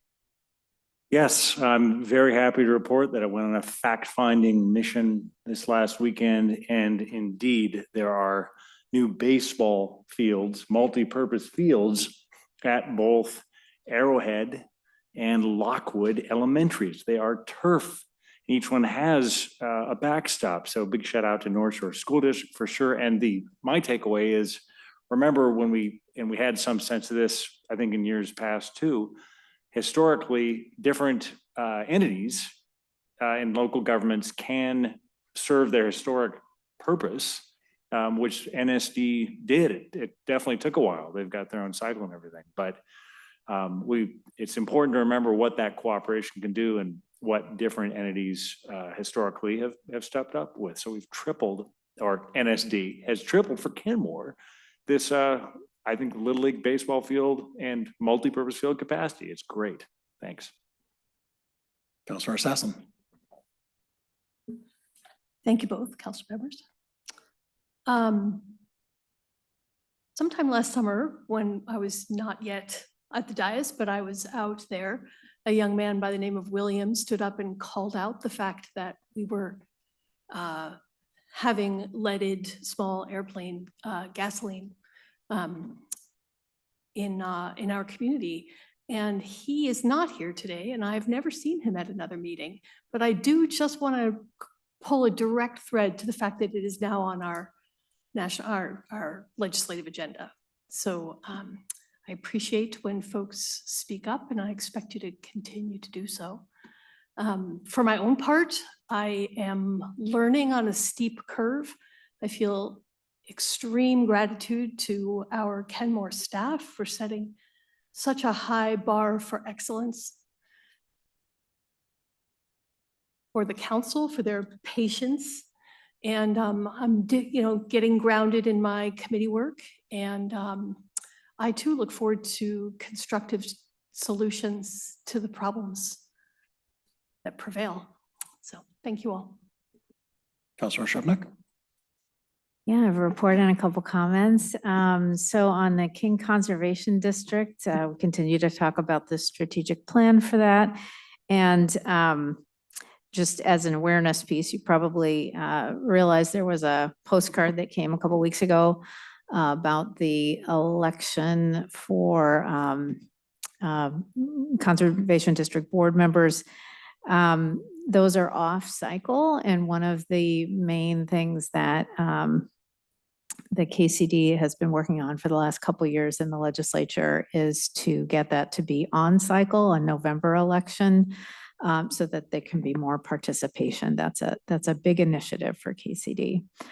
And let's see, so Regional Policy Committee discussed, among other things, the Crisis Care Center development. Of course, we have one in the North End in Kirkland that's going to be open in the next few months, so we're very excited about that. We are trying to get some answers about how the funding, that is levy funding, that's countywide, will be equitably available to the North End, given that we were kind of out in front on getting the center started.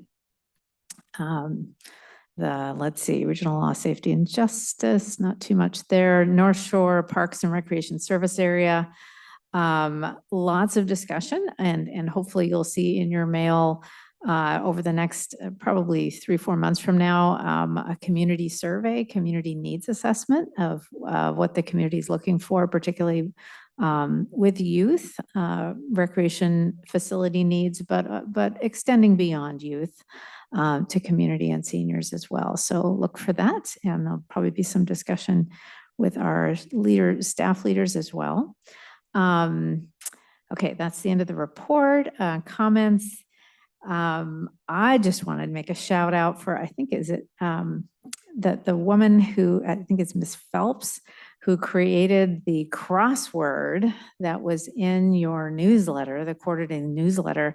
That was super fun. I would say that is where's the fun for sure. I learned at least 2 new words, anosmic and neep. Great new words. So thank you for that. That was super fun. I had some fun with the word feckless, and I know some of you have as well. And, to me, if feckless means, going against the tide to preserve our mobile home park options as affordable housing in Kenmore, or listening to our community to develop some of the strongest tenant protections in the region, or, our willingness to donate a downtown parcel and nearly half of our federal COVID relief funds to affordable housing, and then taking the facts on the ground and the legitimate concerns of our community and changing course to come up with a better option, just as Dow Constantine has done a couple years ago when he withdrew the Soto homeless shelter complex. I'm actually good with feckless. I'll own it. So I look forward to listening to our community in the upcoming months about some major initiatives, economic development, housing policy, Lake Point, many others. And I'm really grateful for our community for coming out and continuing to be engaged. We have a great community. Thank you. Councilor Lutzis. Thank you. I just wanted to extend my thanks to city staff again. I appreciate all of your hard work, especially when it comes to such significant topics such as pedestrian and bicycle safety, something near and dear to my own heart. One of the reasons that I first got involved when it came to city government and first applied for the planning commission. So that is still something that I keep close to me, and I am very proud of the city for all the work that they have done in getting to the point where we are, keeping Target Zero in the back of our minds as we do all of this stuff. So I'm proud of our city staff. I'm proud of our city and all that we've accomplished. So thank you. Deputy Mayor.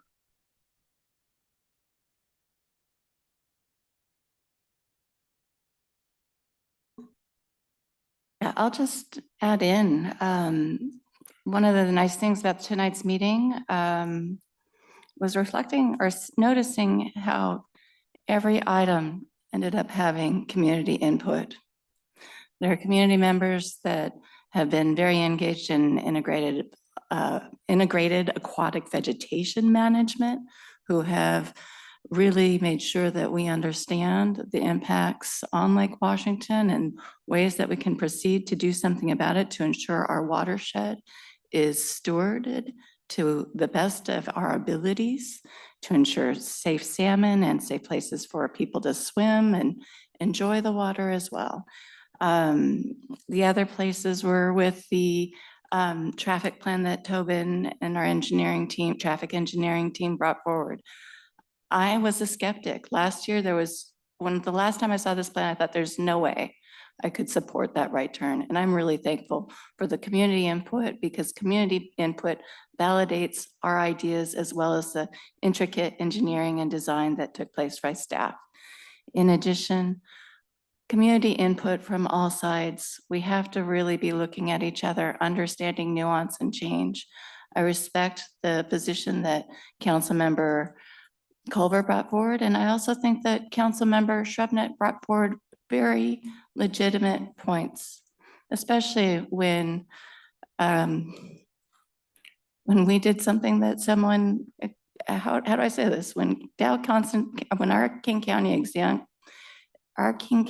executive did exactly the same thing we did due to legitimate community concerns. There are times to stop, pause, and come back. And with the Plymouth project, I wasn't going to talk about it again tonight, but we needed more time.